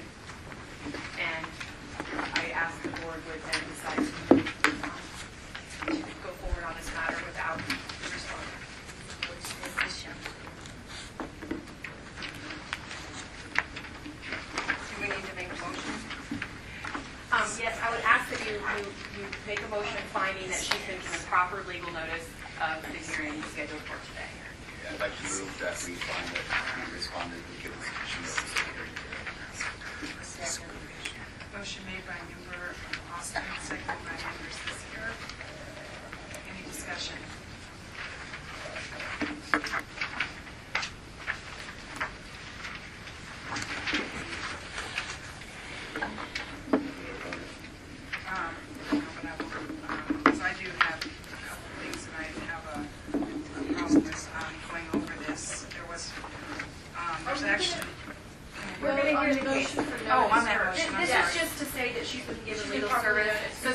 proceed without her. We need to have this finding on the record. All those in favor? Aye. Any opposed? Motion carries. Okay, then you're going to present this case. Yes. And I'm going to call Ms. Marsh.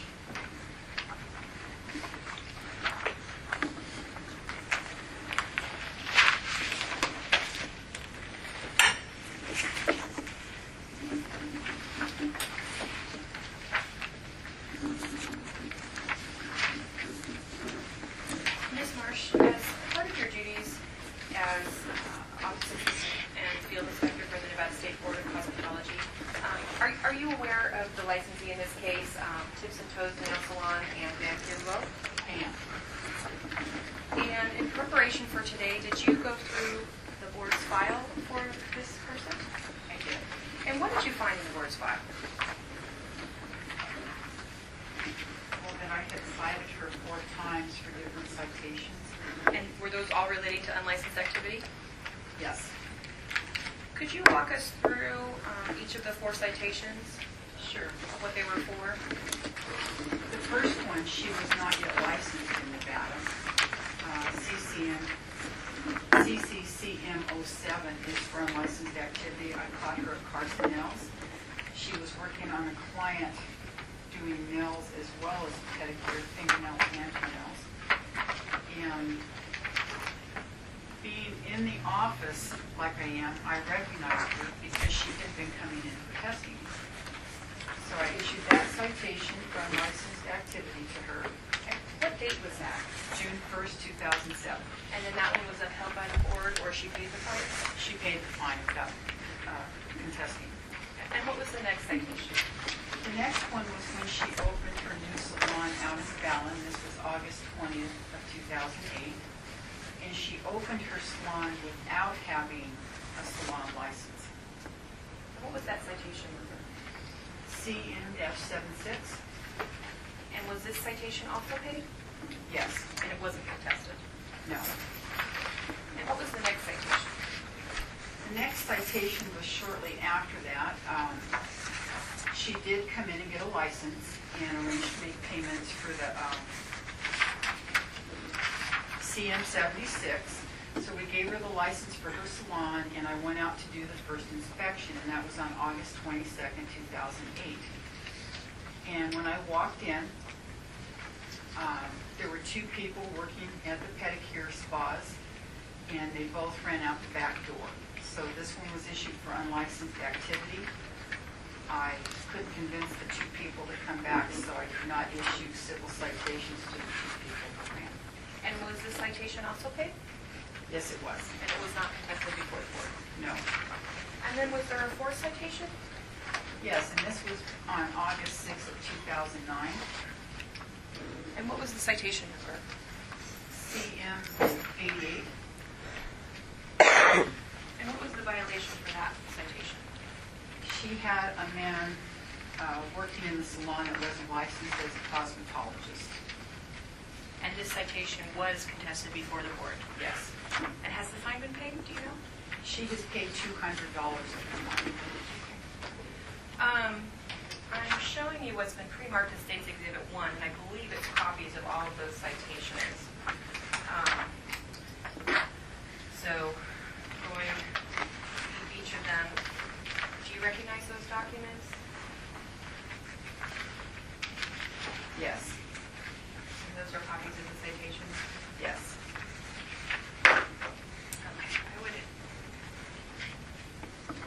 I would ask that copies of the citations be admitted as State's Exhibit 1. So, I apologize, I have quite a few. This is the most recent citation hearing.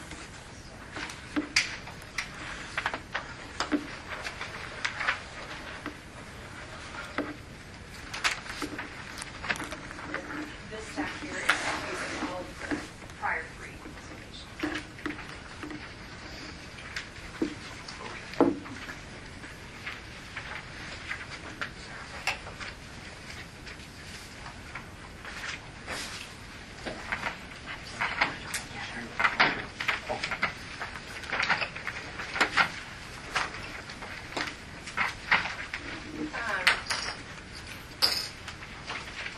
paid her fine, or have you had any more contact with Miss Van Kimbo?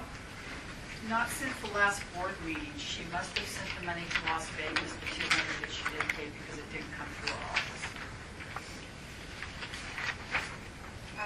And I have no further questions for Ms. Marsh. Does the board have any questions for Ms. Marsh? I have one just for the record. The August 2009, the unlicensed person that was there, did they pay their fine? Yes. Thank you. Ms. Marsh, have the inspections occurred in your normal inspection cycle? Yes. Or have you made an attempt to go outside of your normal inspection cycle to target this particular establishment? No, on routine inspections. When she got the citation for not having a licensed salon, I was out in Fallon, and actually several other salons told me that they had a new nail salon. So I asked where it was, and that's how I found out about it before I was licensed. And the day she came in to pay part of the fine for the unlicensed salon, and we gave her the license over the counter at that point so that she would be legal. I told her at the office in front of Jill Hutchinson and Hope Costanza that I would be seeing her soon. I had not finished the route in Fallon, so I just thought I would put that out there. And then, of course, when I went out there, that's when the two people ran, and I gave her another citation for unlicensed activity. Ms. Marsh, when you give these citations, do you have a formula that you go by, depending on how many times this has been cited for that particular violation? Not a specific formula. I was aware of all of her citations since they all came from me, unfortunately. I did know that they were all separate as far as the salon license. So I did give an additional higher rate of the fine due to the change in salon licensing. She had one salon for nails only, and she changed it, and then she went to full service because she had someone. So CM 77, that one where she's given a couple citations, is just for nails only, and then CM 88 is where she's full service. So you do see a change in the salon numbers on that. And then the very first one was at a salon in Carson. It was not one she owned. She was just working there. But no specific formula. I am really aware of the citations locally. We do list them on our route list so that we know that there's been a couple citations for a specific thing, especially on licensed activity, so that we're aware that there's another one coming, there'd be a different fine. Okay, so depending on if the person has changed their license or in the process of getting citations, and what I'm getting at here is she had 3 citations on the same thing, unlicensed activity, and they're all the same fine. But they were, one was under a nail, one was under a full service. That's what I was asking. Pardon. And so all 3 of these were under different licenses. Yes. Is that correct? Yes.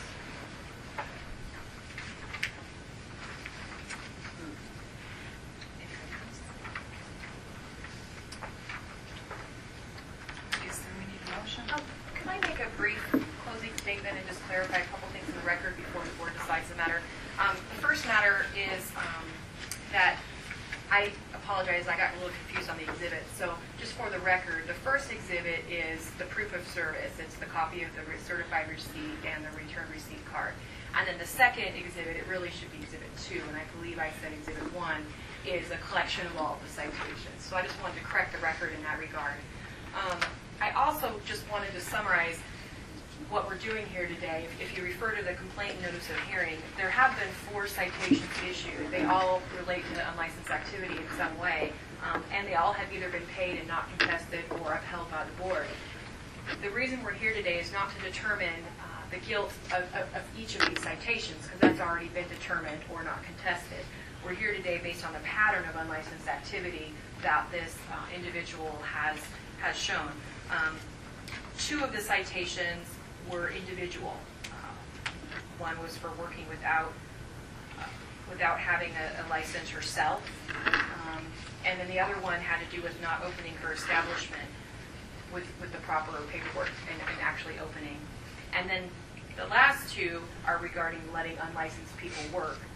And the reason those were both issued as a first citation was because the license number for the salon changed. It started out as manicuring only, a nail establishment only, and then it's my understanding that she then applied to be a full-service establishment and got a new establishment number.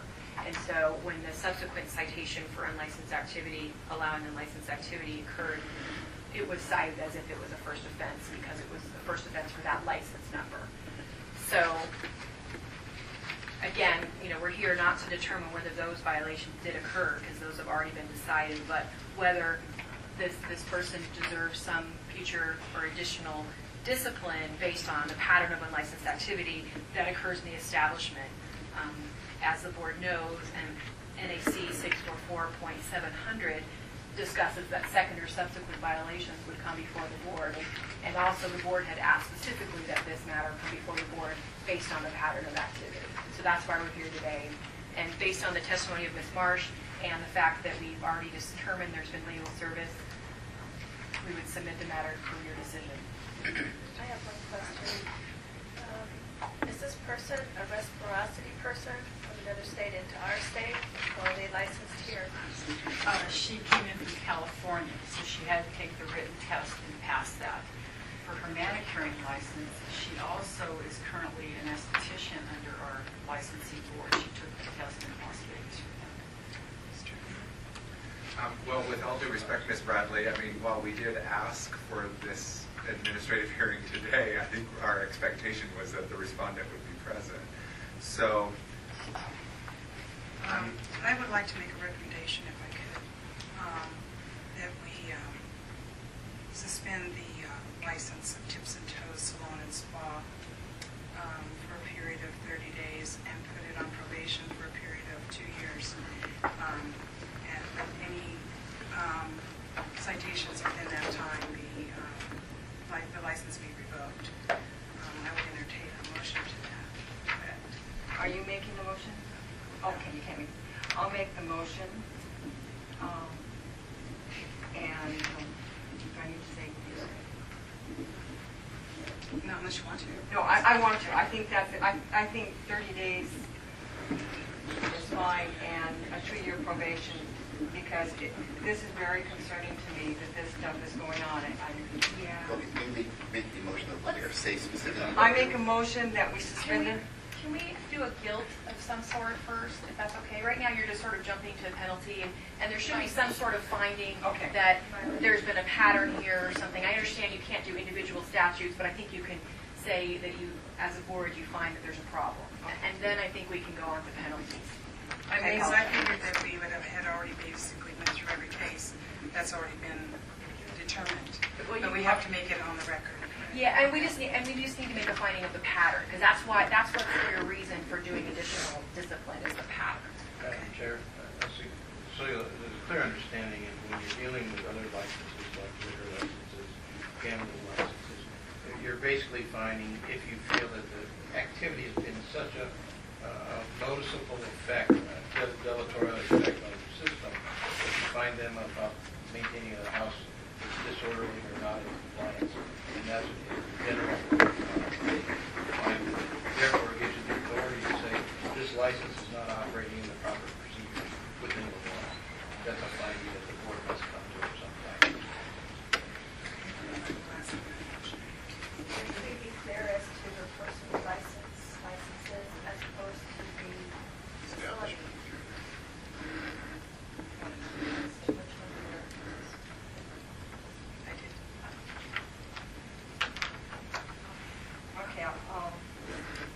Okay, I'd like to make a motion due to the pattern of unlicensed activity in the salon and with this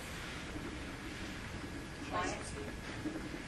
I'm looking at you, you're like... You want to say, I make a motion that we find that this salon and this individual owner has been engaging in a pattern of unlicensed activity and showing disregard for the law in NRS 644 and NAC 644. I make that motion. Do I have a second? I'll second. Motion made by Member Booth, seconded by Member Austin. Any discussion? All those in favor? Aye. Any opposed? Motion carries. Now we go to the penalty phase. I'd like to ask a question. What is the unpaid balance on debt for her fines? Are they all paid, or does she still owe them? She paid 200 on this last 1,000, so it's 800. 800 from all 4 fines? The other ones were paid. Okay, I'll make a motion that we suspend her license. Which one? The salon license and her personal operating license for a term of 30 days, and that the salon and licensing be put on probation for 2 years, that there be no unlicensed activity in that salon, or any other violations for a period, or and if that's not done in the salon, we shut down. The license would be revoked. What you would do is you would put her on probation for 2 years, and any further violations of NRS 644 and NAC 644 would result in essentially like an order to show cause why her licenses should not be revoked. We can't go in and revoke her right then because we'd have to have a finding that that other violation happened. Right. So what we really want to do is have it result in like an order to show cause why she shouldn't be revoked. So assuming you find guilt on it, then she really has to show what she's going to do different, or else she's really running the risk of being revoked. Can it be stated that if she's found guilty of another violation? Yeah, I'll word it kind of like I just said, I think, just so that it's clear. She'll have to come before the board, and first of all, they'll have to make guilty finding, and then next she'll have to try to defend why it shouldn't be revoked. So she'll be in that position. Mr. Chairman. Madam Chair, it's clear that you want to suspend her license for a period of 30 days. That's part one of the motion. The second part of the motion requires any violation to come automatically before the board and a show cause hearing why her license should not be revoked. It's the same thing they do with a gambling operation. You got to come and prove to us that you're worthy of staying online as a licensee. So that's what Ms. Bradley is trying to say. And it's paraphrasing. And I'm making that motion. So I think hopefully that clears it up a little bit. Do we need to clarify that more?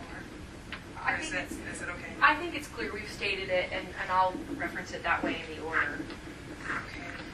Give a second. I'll second. All right. Motion made by Member Booth, seconded by Member Rinaldi. Any discussion? I just want to be real clear. Has there only been the one violation with the establishment, but there's been multiple with the individual? There have been 3 with the individual and 1 with the establishment. Is that what I'm understanding? Or is there 2 with each establishment, the nails and the full service, and then 2 with the individual? One with the individual before she was licensed. One was the individual for opening a salon without a salon license. And then you've got 2 unlicensed activities, but on different salon numbers. One for the nail only and one for the full service. So egregious behavior is happening across the board. It's irrelevant whether it's happening in the establishment or with the individual, right? I mean, that's kind of what I'm seeing, is that the individual is controlling the establishment and making poor judgments equally for both licenses, or all 3 licenses, even prior to licensing. I have a question for you. Is it protocol for us to contact the state that she came from into our state to see if they're also a history violation? I mean, I'm probably best to answer that. The answer is normally we can. California is a rare situation. It doesn't have a board of cosmetology for a couple of years. During this period we're talking about, and the records are not easily acquired, very difficult to get a response. When she came to this state, she's using the reciprocity process to apply as she carries forward her education. But she has to take a test, and California was not using the national test that we use, and the policy of the board was you have to take a written test to pass. So she's a reciprocity person.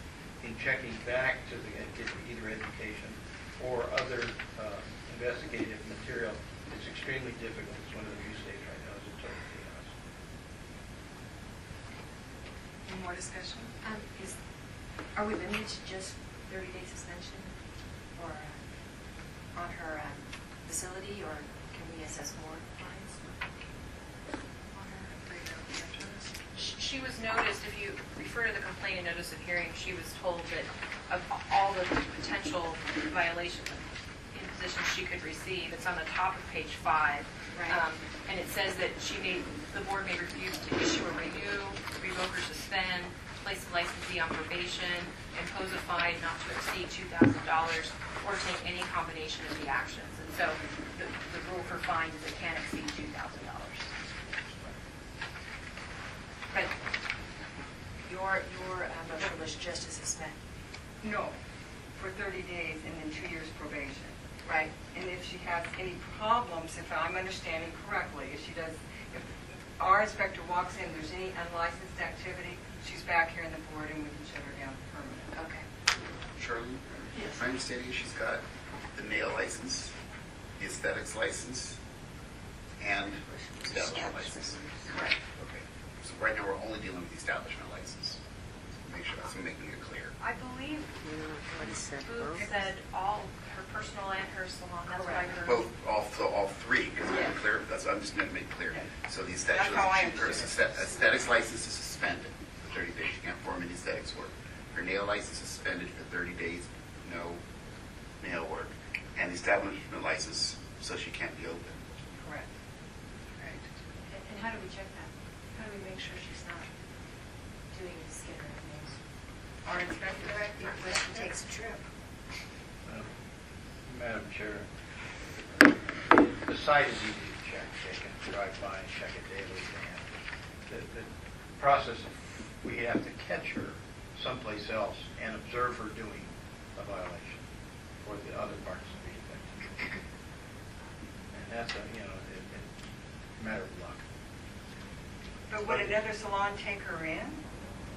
Well, the answer to that is probably yes. That might be also doing activities that we don't approve of.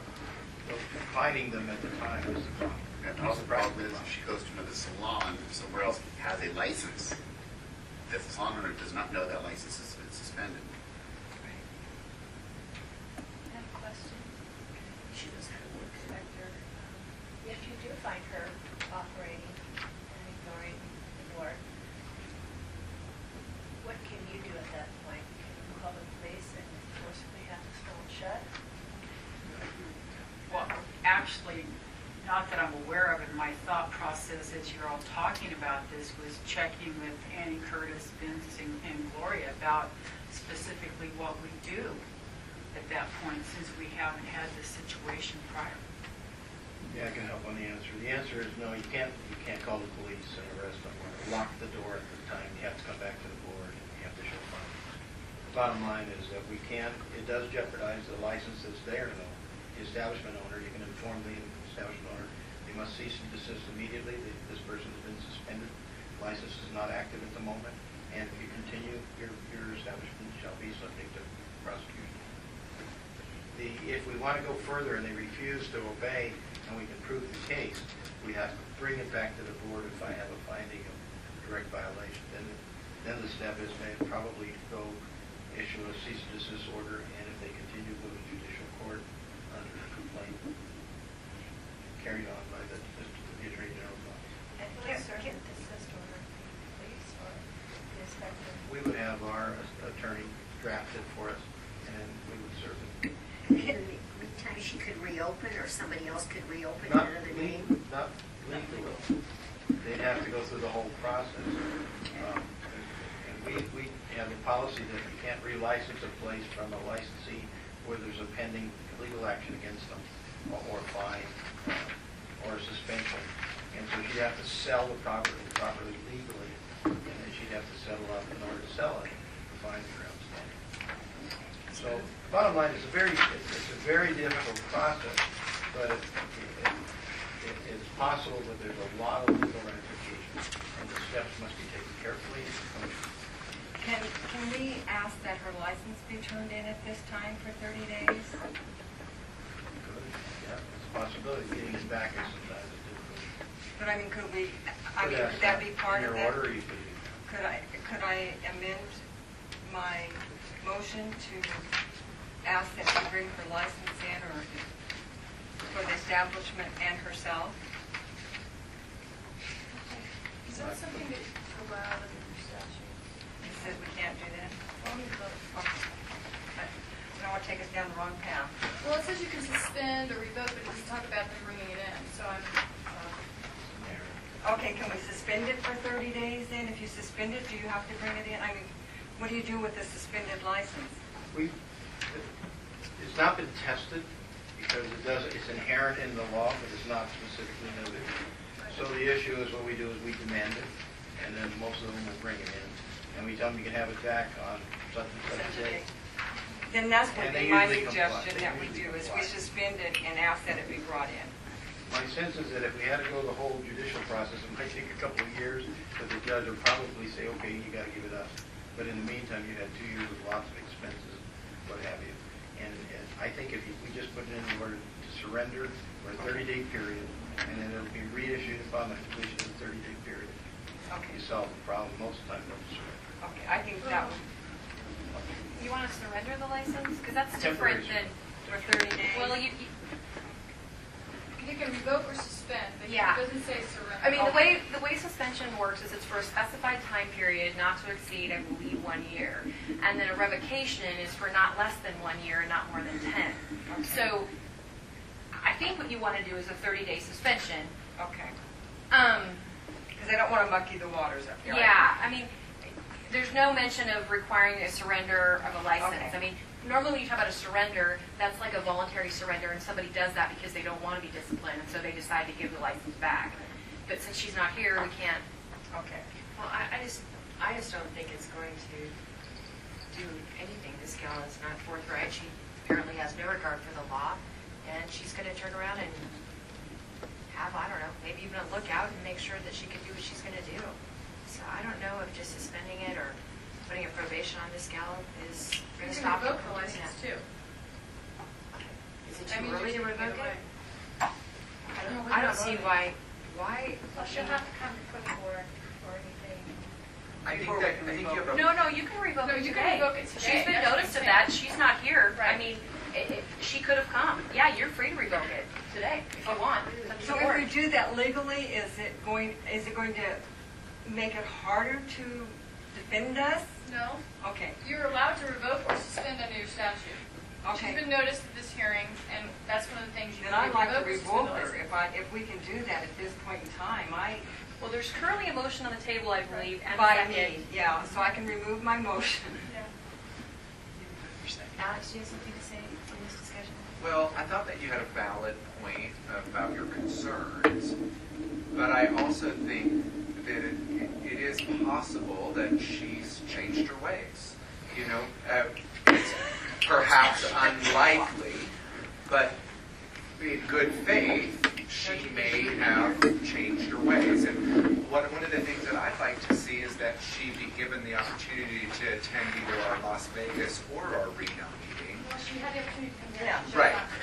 And so she hasn't changed her ways because she's disrespecting us today. But what I mean to say is traditionally, if they're from the northern part of the state, they come to this Reno meeting. If they're from the southern, they go to the Vegas meeting. So in the event that you either suspend or revoke, whichever that case may be, that we also give her the opportunity to address that appeal in that Vegas meeting, that subsequent Vegas meeting, which is the 2 months, rather than waiting to keep her up here for the 4 months. I'm going to change my motion. That's what I mean to May I say. make my motion?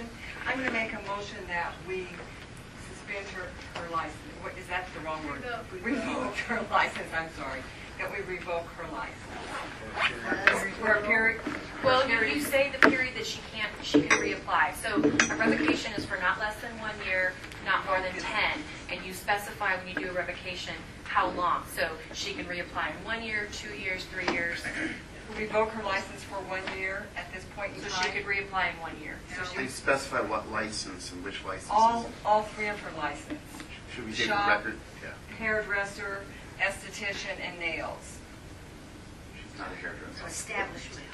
Are you revoking her establishment license? Her establishment license, her esthetician license, and her nail license for a period of 1 year. I'm going to second that. Motion made by Member Booth, seconded by Member Benaldi. Any discussion? Just slight discussion, not in West direction, but just for clarification. We know she's violated the nail when she was working between nails before she got her license. We know she's been allowing unlicensed activity in the salon. In the that hair she- salon. Yeah, absolutely. It's a full service, correct? Now it is. Yeah. Has she violated any aesthetics? Not that I caught her, but the last citation I issued, she had someone come to the door, and I did ask the lady what she was coming for, since I had the circumstance. She said, well, she was pointing at Van Kim, she was going to wax my eyebrows. And I did mention at that time that she was not currently licensed to do eyebrows. But I did not catch her visibly doing any services for skin. So it's implied. Madam Chair. So the board understands what the process for Ms. Vo is. She would have the ability to appeal your decision, would have the right to come back before you to appeal it.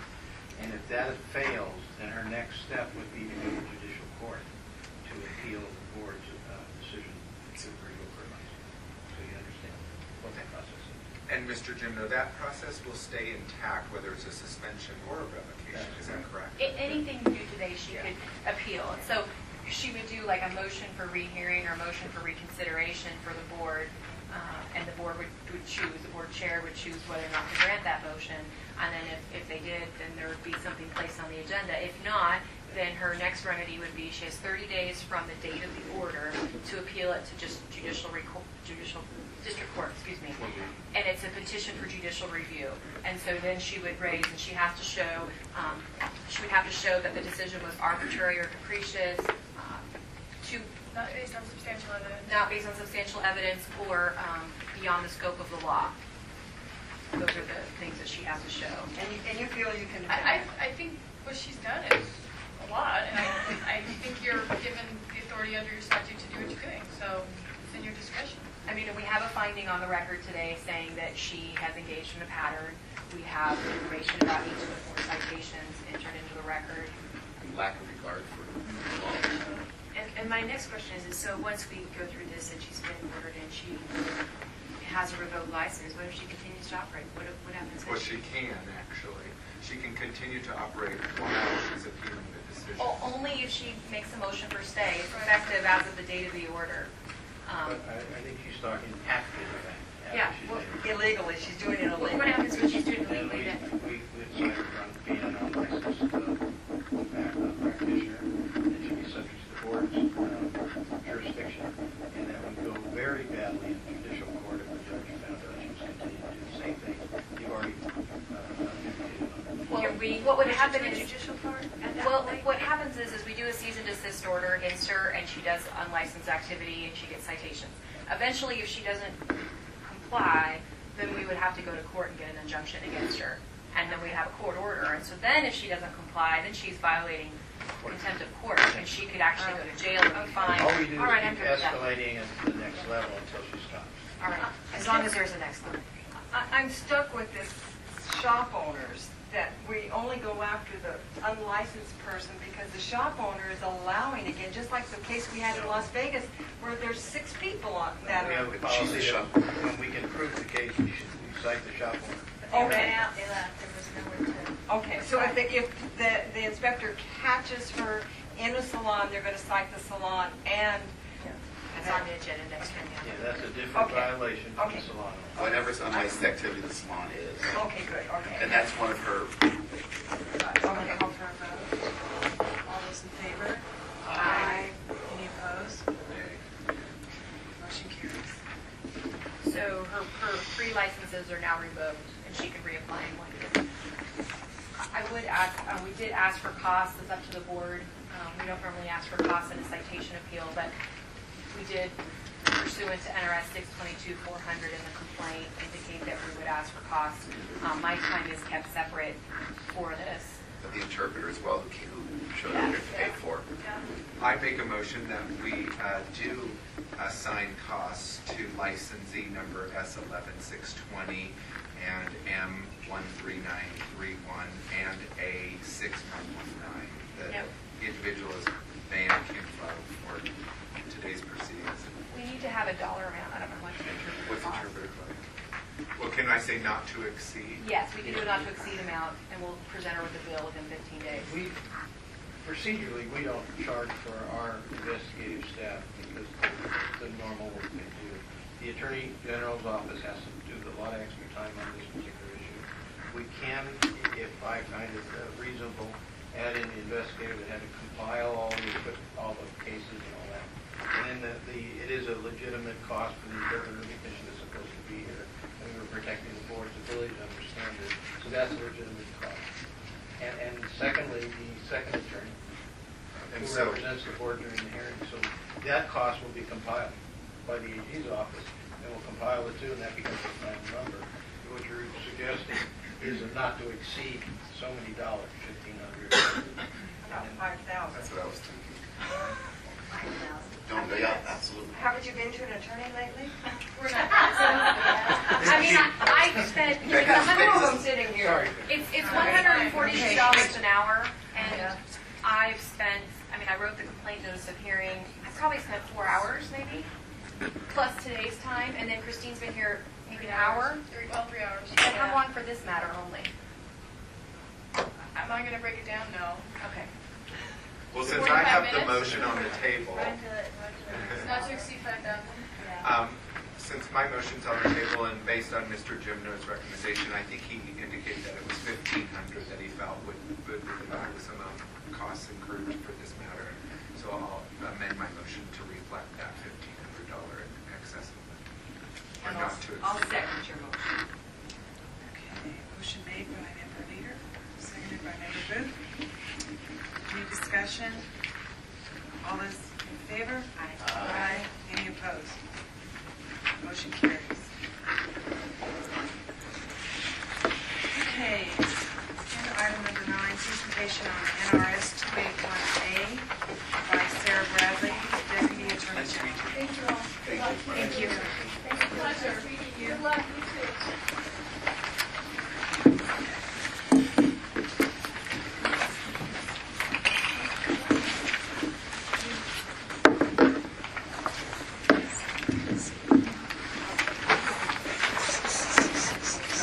I see nobody bought my She Changed Her Ways autograph.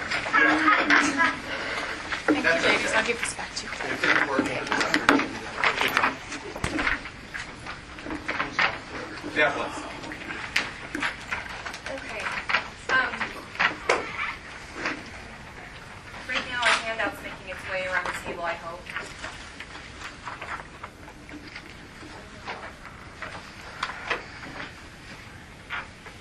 Somebody else needs some?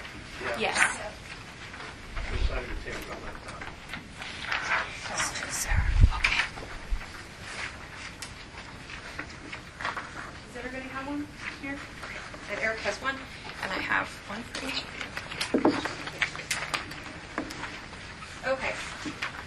I just wanted to give you a little summary. I heard a really good presentation on NRS 281A, which is the ethics and government law, this past May. And I thought it was helpful, and I wanted to share it with my boards. Some of it probably doesn't really apply to you so much, but I thought it would be still helpful for you to maybe know about.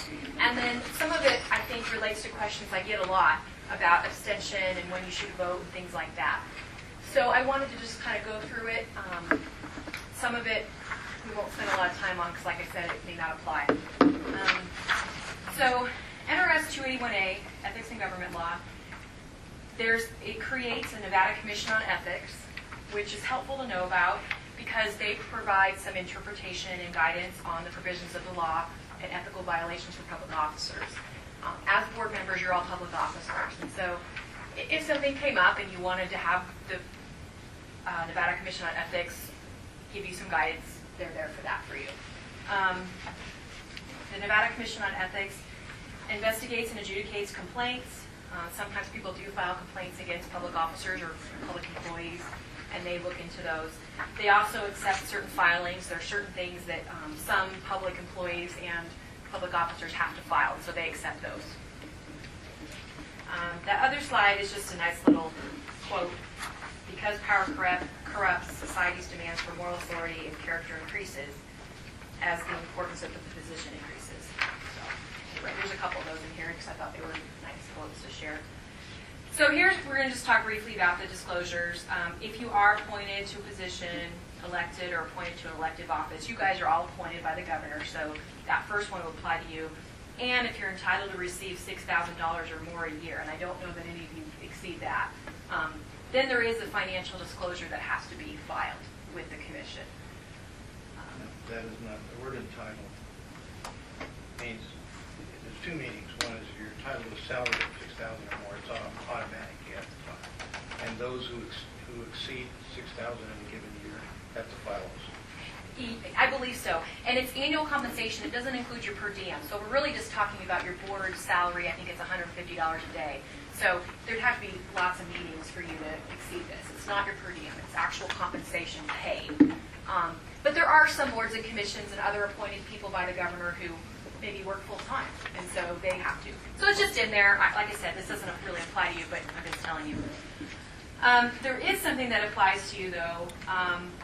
This next slide here, every public officer shall acknowledge that he has received, read, and understands the statutory ethical standards at the beginning of your term and every even-numbered year thereafter. And so that's just saying that you're aware of the ethics and government law, and you just sign an acknowledgement. And it should hopefully happen right after you're appointed, and then every even-numbered year thereafter, you would sign that and file that with the commission. And so they just want to make sure people are reviewing the law because it might change. Things like that. Can you find that form online? That's a good question. I can find out for you. I wasn't sure. I thought you may have been provided that when you were appointed, so I was hoping. We were, but this Okay. isn't even here. Okay. They don't, yeah, who's responsible for doing that? Is it? The individual public officer. Yeah. One thing to keep in mind, which is always good to remember, is you can always fix an ethical violation the minute you realize. So if you forgot to send it in on a certain day, you can just send it in the next day. And, most violations like that are remedied really quickly by just sending it in. And then this one doesn't really apply to you. It could apply to an attorney maybe, is if somebody counseled somebody or represented them at another agency, they have to disclose that because they want to know about potential conflicts. Obviously, that's not going to apply to you guys. The commission makes opinions, so they'll give you some guidance, and they can actually draft an opinion on different issues about conflicts or financial issues about what makes a conflict, and they also investigate the complaints. The next part is just talking about their jurisdiction and what public officers are. So public officers are elected or appointed to a position established by the Constitution, state statute, charter, ordinance. And here, obviously, the board is created by statute. NRS 644 creates the board. And what a public officer does is exercises public power, trust, or duty. So that would be exercising administrative discretion, which is what you do when you decide cases. Formulating policy, again, you do that, talking about what you want staff to do and how we're going to enforce the laws. Expend public money. You do have licensing fees. You're supported by the general fund, but you do have licensing fees that you determine how to spend. And then you administer and enforce the law, NRS 644 and NEC 644. NRS 281A 160 defines the public officer. And I gave you some examples. If we look at NRS 644-030, it actually says there will be board members. And so your position is created by statute, and so you're a public officer. I also included the psychology board in here because I gave them a copy of this too, so I just put it here. A public officer does not include a judge or officer of the court, somebody serving in an advisory capacity, county health officer, and legislators for many of these purposes. And then public employees perform public duties for compensation from the state, county, city, or public subdivision, and they act under the direction or control of a public officer. So, for example, I'm a public employee. I act under the direction of the Attorney General, who is a public officer. She's elected by members of the state, and so I act under her direction. So, and her position is created by statute, and then the authorization to hire me is also in statute. And same with Mr. Jim No, he's the executive director, and so he would also be a public employee. And you can go to NRS 644-150, and it says that the board can hire employees to do what it needs to do to fulfill the area of responsibility that's been given by the legislature. So I just put that in there. And if there were complaints about public officers or public employees, the commission would look into those. And they do have jurisdiction, even if a person's former, they have jurisdiction for 2 years. There's a 2-year statute of limitation after the alleged violation happened or reasonable discovery. And then we have another little quote, nobody should be trying to line their pockets by serving in a public office. So here's some prohibitions, and I think these things start to apply maybe more for you all. Ethics and government prohibitions. So you don't want to accept gifts, services, favors, employment, opportunities, which would not, which you're getting because of your position, and they might improperly influence a reasonable person. Also, you don't want to use your position to secure unwarranted privileges. So, for example, I put down here misuse of a badge, and you'd like to see that. I mean, I have a badge from my office, and that's something they're really cautious on. So if I get pulled over and get a speeding ticket, I can't say, well, hey, here's my badge. I can't do that. I have to just be an ordinary citizen. And the same thing would apply, suppose as a board member, you don't want to say, well, I work for, I'm for the board, I want a discount on my haircut, or, I don't know. You want to be sure that you're not trying to use that position improperly. And when we talk about gifts, this quote here is about how things usually start small.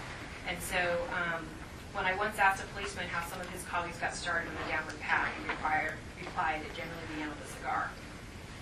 So we'll talk about that a little bit more as we go on, but we don't want to get started on that. So, and it does say here too, like accepting a salary or other compensation from a private source for performing a public duty. That doesn't probably apply to you guys as much, but I know there are some state officers that are asked to go speak at different events, and they can't actually be paid for that because they're doing it as part of their duty.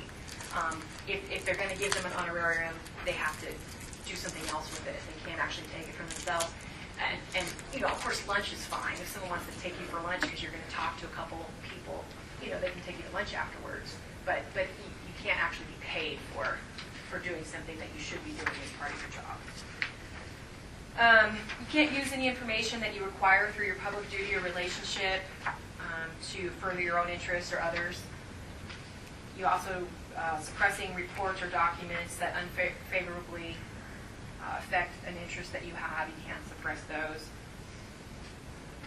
There's a little section on limited personal use of government property. And so, obviously, if it's an emergency, maybe some of these things are a little bit more relaxed. It says if use is authorized by the public officer or necessary in emergency. Obviously, you can call 911 if someone gets ill. The other criteria you want to look at is that the use doesn't interfere with the performance of your duties, and the cost of value is nominal, and it doesn't create the appearance of impropriety. So, for example, if you're going to make local calls or 1-800 calls from your desk, that's fine. I do that. Sometimes you have to call your bank or something. But you can't call long distance, obviously. And you don't want to be on hold for 5 hours and not do your work. So, I think reasonable calls during maybe breaks or reasonable time periods is fine. Fax, again, I don't think it costs any more money to send a paper through. And so if you want to do a fax, as long as it's not long distance. And then, of course, personal email, they say, the rule's kind of de minimis. They want it to be little. We don't want you to spend hours doing email. But certainly people email and say, hey, do you want to go to lunch? Things like that.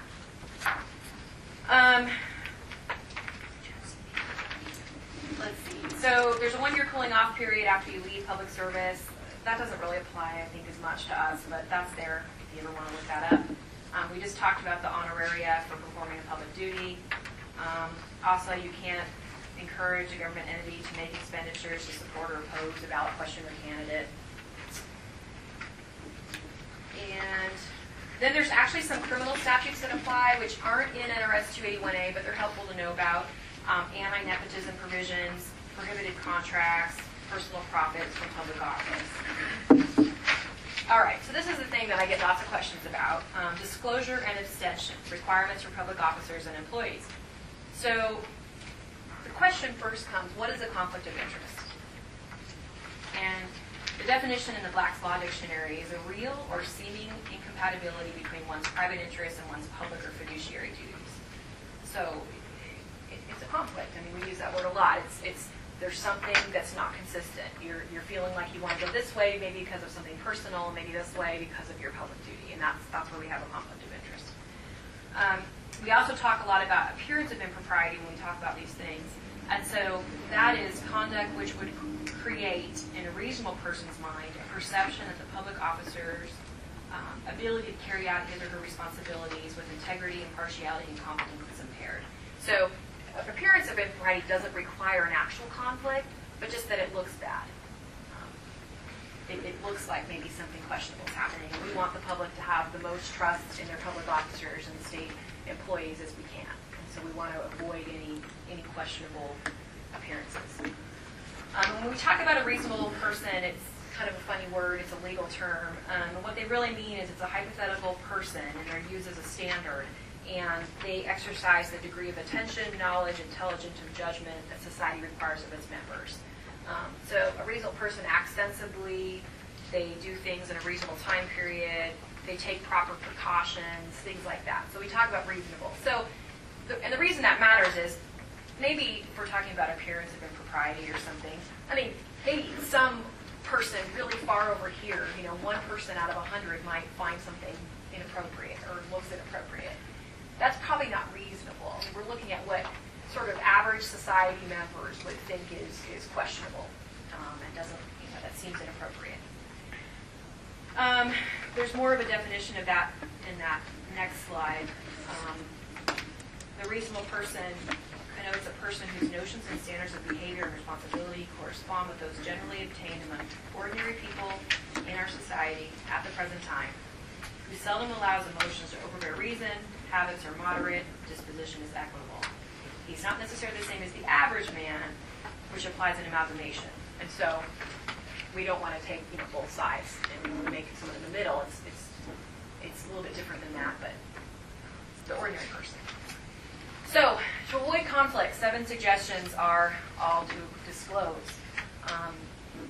That's really the key, because when a decision's made and somebody wants to attack it later, that's one of the things you're going to say. Well, I know Mr. Austin, I've done this or that.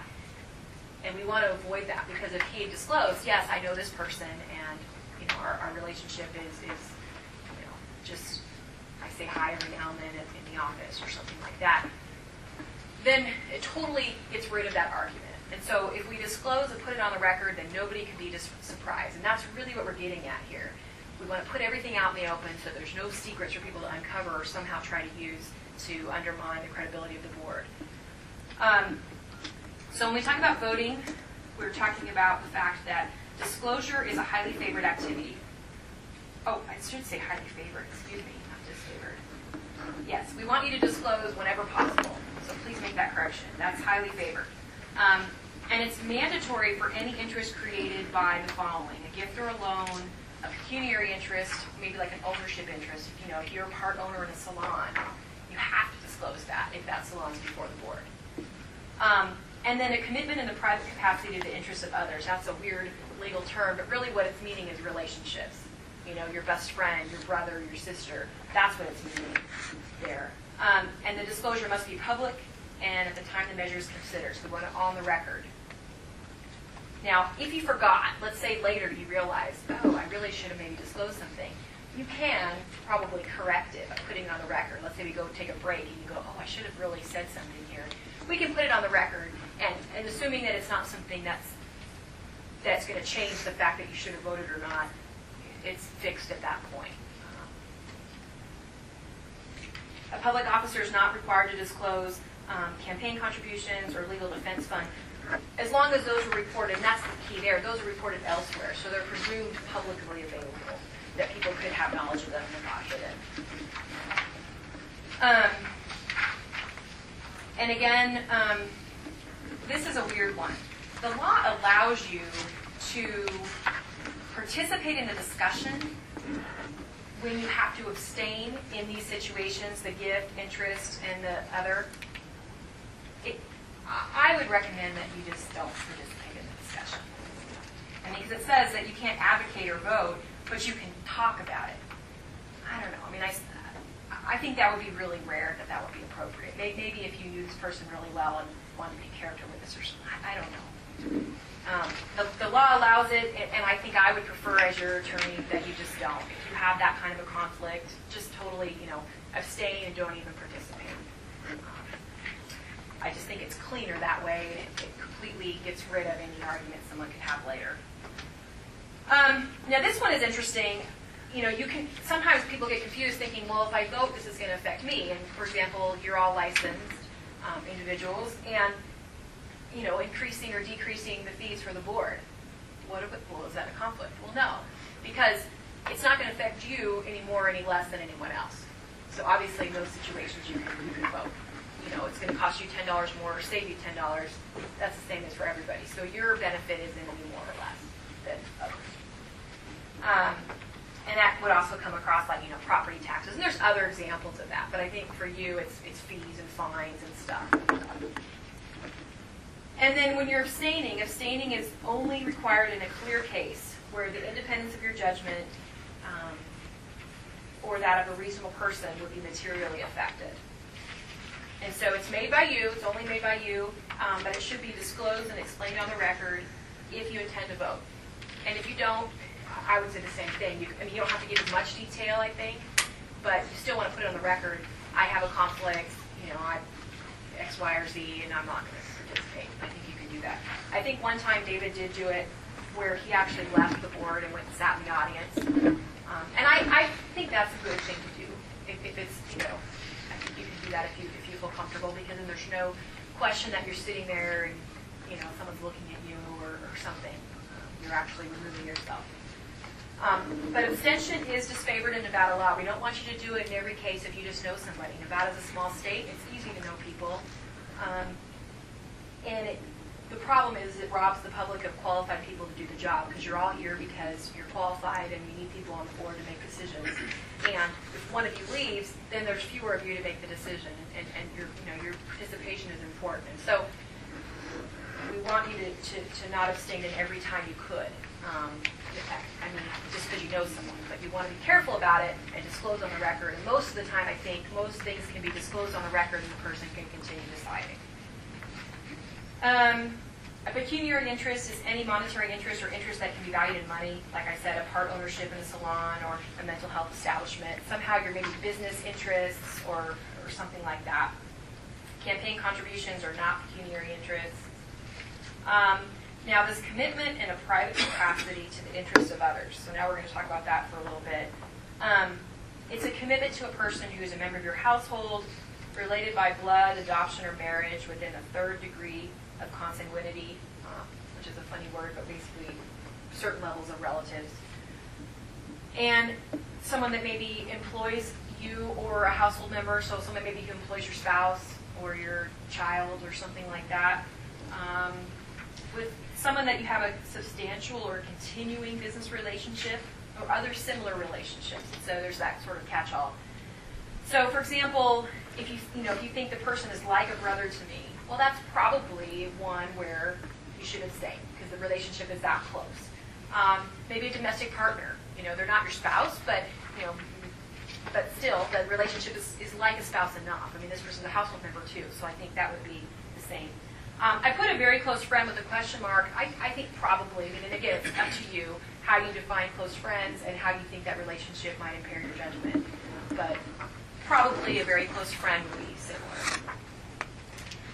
You can't disclose that which you don't know. So, for example, if your spouse or a household member has some sort of financial interest in something and you didn't realize it, you're not in trouble later because you didn't disclose. But maybe when you find out, you might want to let someone know. And I think some of the things you want to think about are the time period of your relationship. If somebody was a really close friend 10 years ago, well, maybe that's not affecting you today quite as much. I mean, it's up to you. Again, it's your call to make. But I think sometimes it's the current state of the relationship that matters more. Seeing someone casually in a professional setting is probably okay. If you've taught a class and one of these licensees is at the class you taught, that's probably okay. I mean, there were probably other people there too. It's not like this person was your favorite or something like that. So the judgment call is for the public officer to make. And then we talk about the third degree of consanguinity, what that means. It's children, grandchildren, great-grandchildren, parents, brothers, sisters, nephews, nieces, grandparents, uncles, aunts, and great-grandparents. This actually goes both ways too, so it's kind of funny. And what I mean by that is if it's your spouse's brother, you're also disqualified. And so it's not just your relationship. So you have to kind of put both of you in that position and determine. And I think the same thing could probably apply for like a domestic partner too. You want to put that person's relationships too in there because you could have the same sort of conflict. The Woodbury opinion is actually pretty helpful, and I actually used this for another case I had for one of my briefs in the Nevada Supreme Court, so that was kind of neat. The Woodbury opinion requires that you disclose sufficient information to inform the public of the potential effect of the action or abstention upon yourself and the private commitment. So you want to be clear enough, especially if you're going to participate. We don't want someone to be confused. We want to be clear that you've stated what it is, and this is why I think I can be impartial. So you want to make sure you say, first of all, the type of relationship, and then whether or not it affects your judgment. And that's really it. It's pretty simple, but you just want to make sure you say both of those pieces. You're going to apply the reasonable person standard. So again, some person who's just out to think that government is bad might have a problem with everything, right? But what would the reasonable person, the ordinary, prudent person, would they think that this is inappropriate? That's the standard you're using if you're questioning it. And abstention should not be a safe harbor. It's in that opinion. And again, that's where I was saying it's disfavored. We don't want you to abstain every time you know somebody. We want to make a clear case. If you ever want to look at the opinions, they're available online, and that's the website.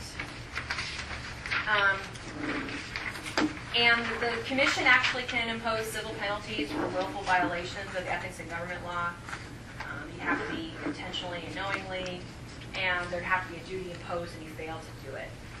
And it lists here the dollar amounts that it could be, and removal from office is a potential thing. These things down here create ethical conflicts, potentially, or can. Self-dealing, accepting gifts or benefits, influence peddling, using public property for private advantage, confidential information, outside employment, and post-employment conduct. I think especially the gifts or benefits. If somebody finds out you're on the board and they want to start sending you flowers, or I don't know, I mean, you kind of want to avoid that. If you think someone's really trying to get close with you because they're in trouble with the board or something like that, you really want to be careful. I mean, I understand you're all professionals and you know these people in other settings, and that's fine, and relationships you have are fine, but that's what we don't want to see, is someone trying to somehow, I'm going to buy Jeanette 6 dinners, and then maybe she'll vote no next time I'm before the board. We don't want that to happen. So we want to watch that. And then the last part is sort of just a little steps to use if you're wondering what to do or how to handle it. So the first thing is to clarify the situation, evaluate the facts, and then discuss with an objective, interested party. So you can always talk to me about it. If someone's coming on the agenda and you're concerned, we can talk about it. I can't make the call for you, but we can talk it out. Also, if you discover here at the board meeting, that's what the board counsel is there for. And so if you need a recess maybe to talk with that person in the hallway, ask for that and do that. That's what they're here for, and they can give you that counsel too. Again, they won't make the call for you, but they'll walk you through it. And some of them are clear. I mean, if it's your brother, we're probably going to say, well, it's your brother, and that's kind of clear, But people don't usually ask about those, so you're asking about the gray area. And then choose your best option and implement your decision, and then review and modify if you need to. I think I mentioned before, if you make a mistake, you can minimize the harm by quickly rectifying it. So if you forgot to file your acknowledgement, or if you realize afterwards maybe you should have disclosed some relationship, you can do that on the record, and that will help fix any problem. And that's one of the things too, hypothetically, not that it's going to happen to you, but hypothetically, if there was ever a complaint against you because you didn't do something, right? The fact that you fixed it as quick as you could is going to really help you from a commission's perspective. So, does anyone have any questions? Thank you, that's so helpful. Appreciate it. Very job. Thank you. Okay, that takes us on to item number 10.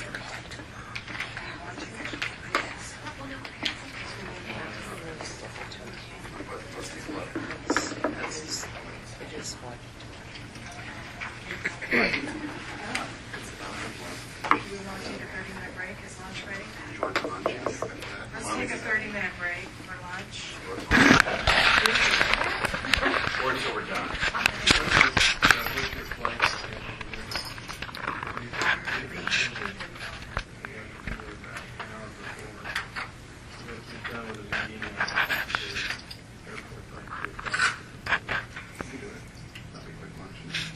We want to bring our lunch back here.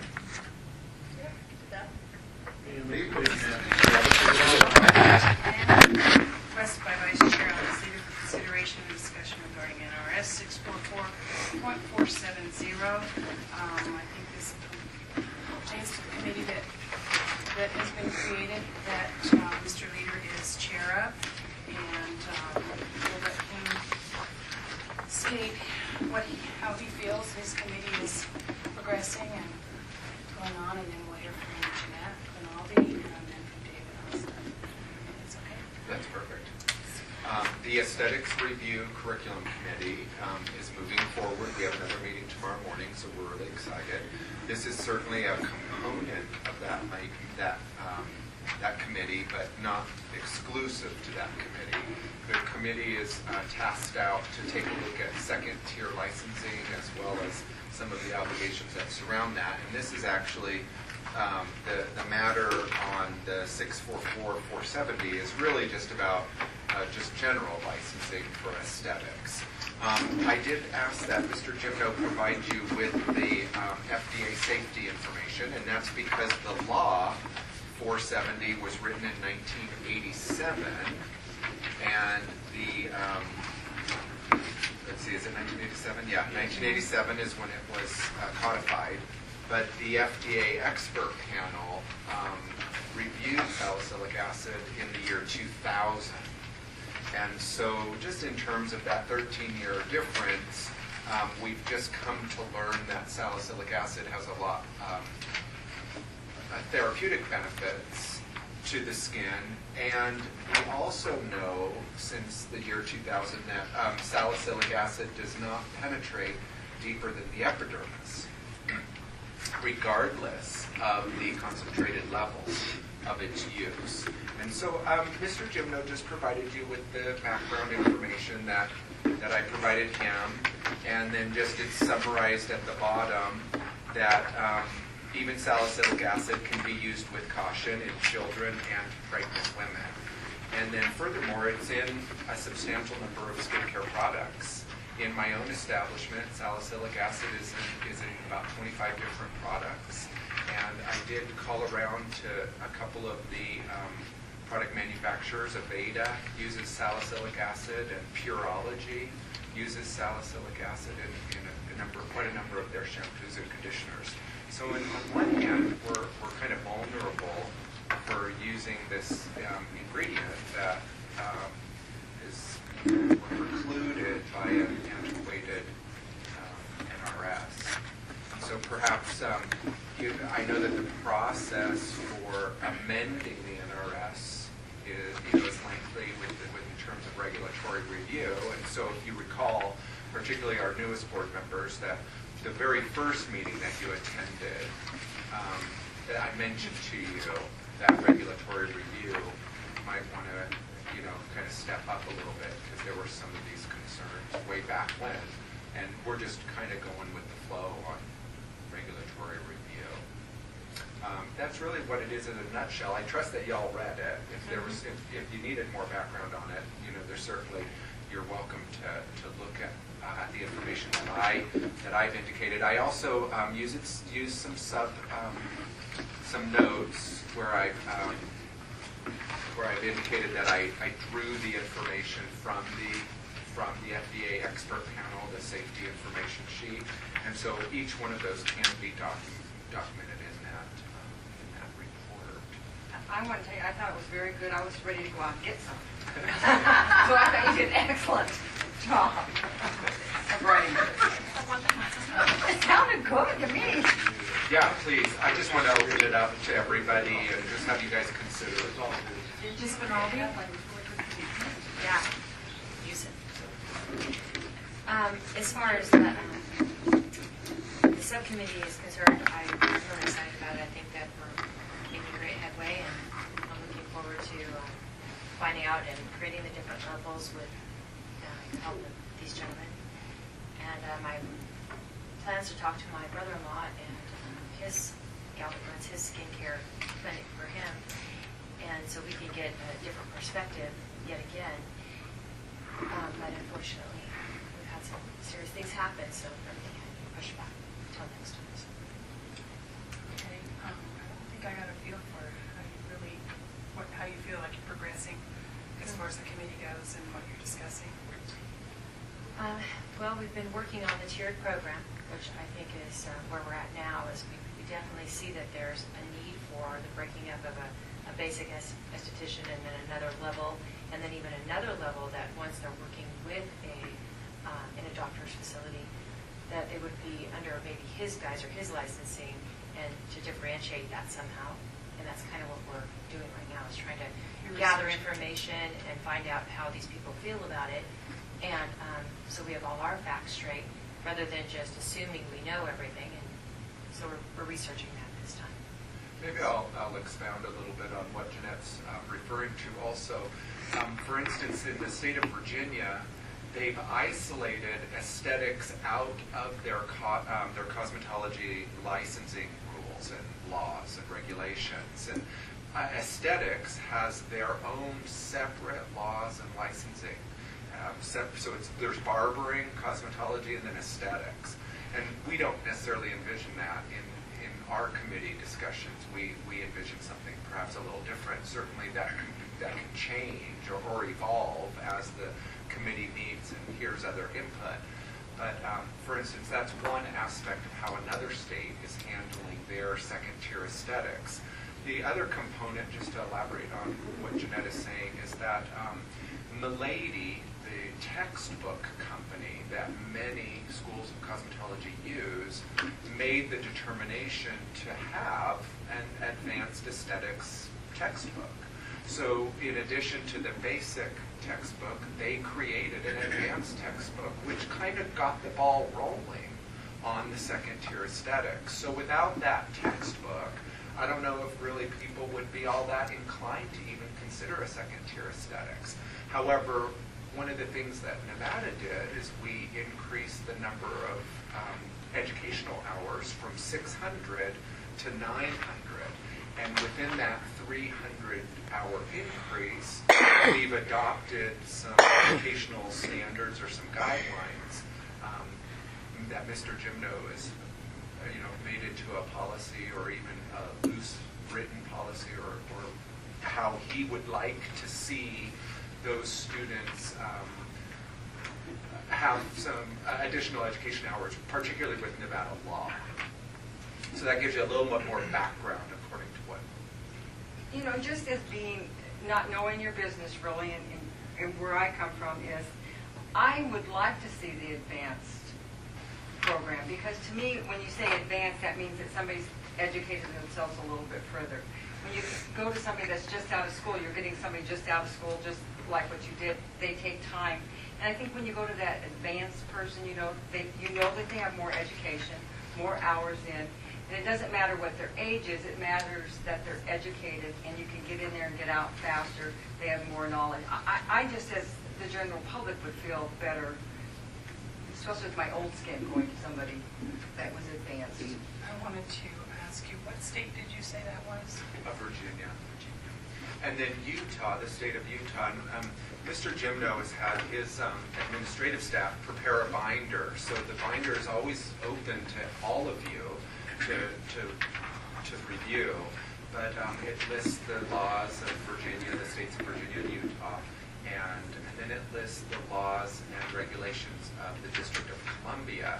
And curiously enough, the District of Columbia identified a singular certifying company as a qualifier for that second-tier licensing. And just in the discussions in the committee, we haven't been as inclined to designate just a singular company to certify those potential licensees into that second tier. We've been reluctant to do that. Now, when you're talking about the second tier, is that going to be like where they actually be tested on a second tier? Well, actually, I think what I have here is going to actually open up some more questions and answers. I'll let you talk for you I'm on sorry. that. To kind of a little bit of breakdown. No, this might actually create more questions. If those of you know me, tend to know that I kind of create opposition to anything even I think. So it opens that. Well, because when you're going through something like before the legislature, you have to know what possible oppositions they're going to have. So you have to know, you have to think what's pros and cons. So due to the changing landscape of the beauty and medical fields, there's an apparent necessity for the Nevada State Board of Cosmetology to take a proactive stance and look at updating current licensing guidelines and scope of practice, especially in the subfield of aesthetics. Having firsthand observed estheticians who are employed as medical assistants in medical spas and doctors' offices, there's a public misconception as to what licensing these people have. I've heard estheticians and MAs refer to clients as their patients, going from one medical spa for employment to another. This brings up the question of files that contain medical history and could fall under HIPAA regulations. This issue are clearly federal issues and not left up to the individual state's discretion. How it's come into play in our regulations?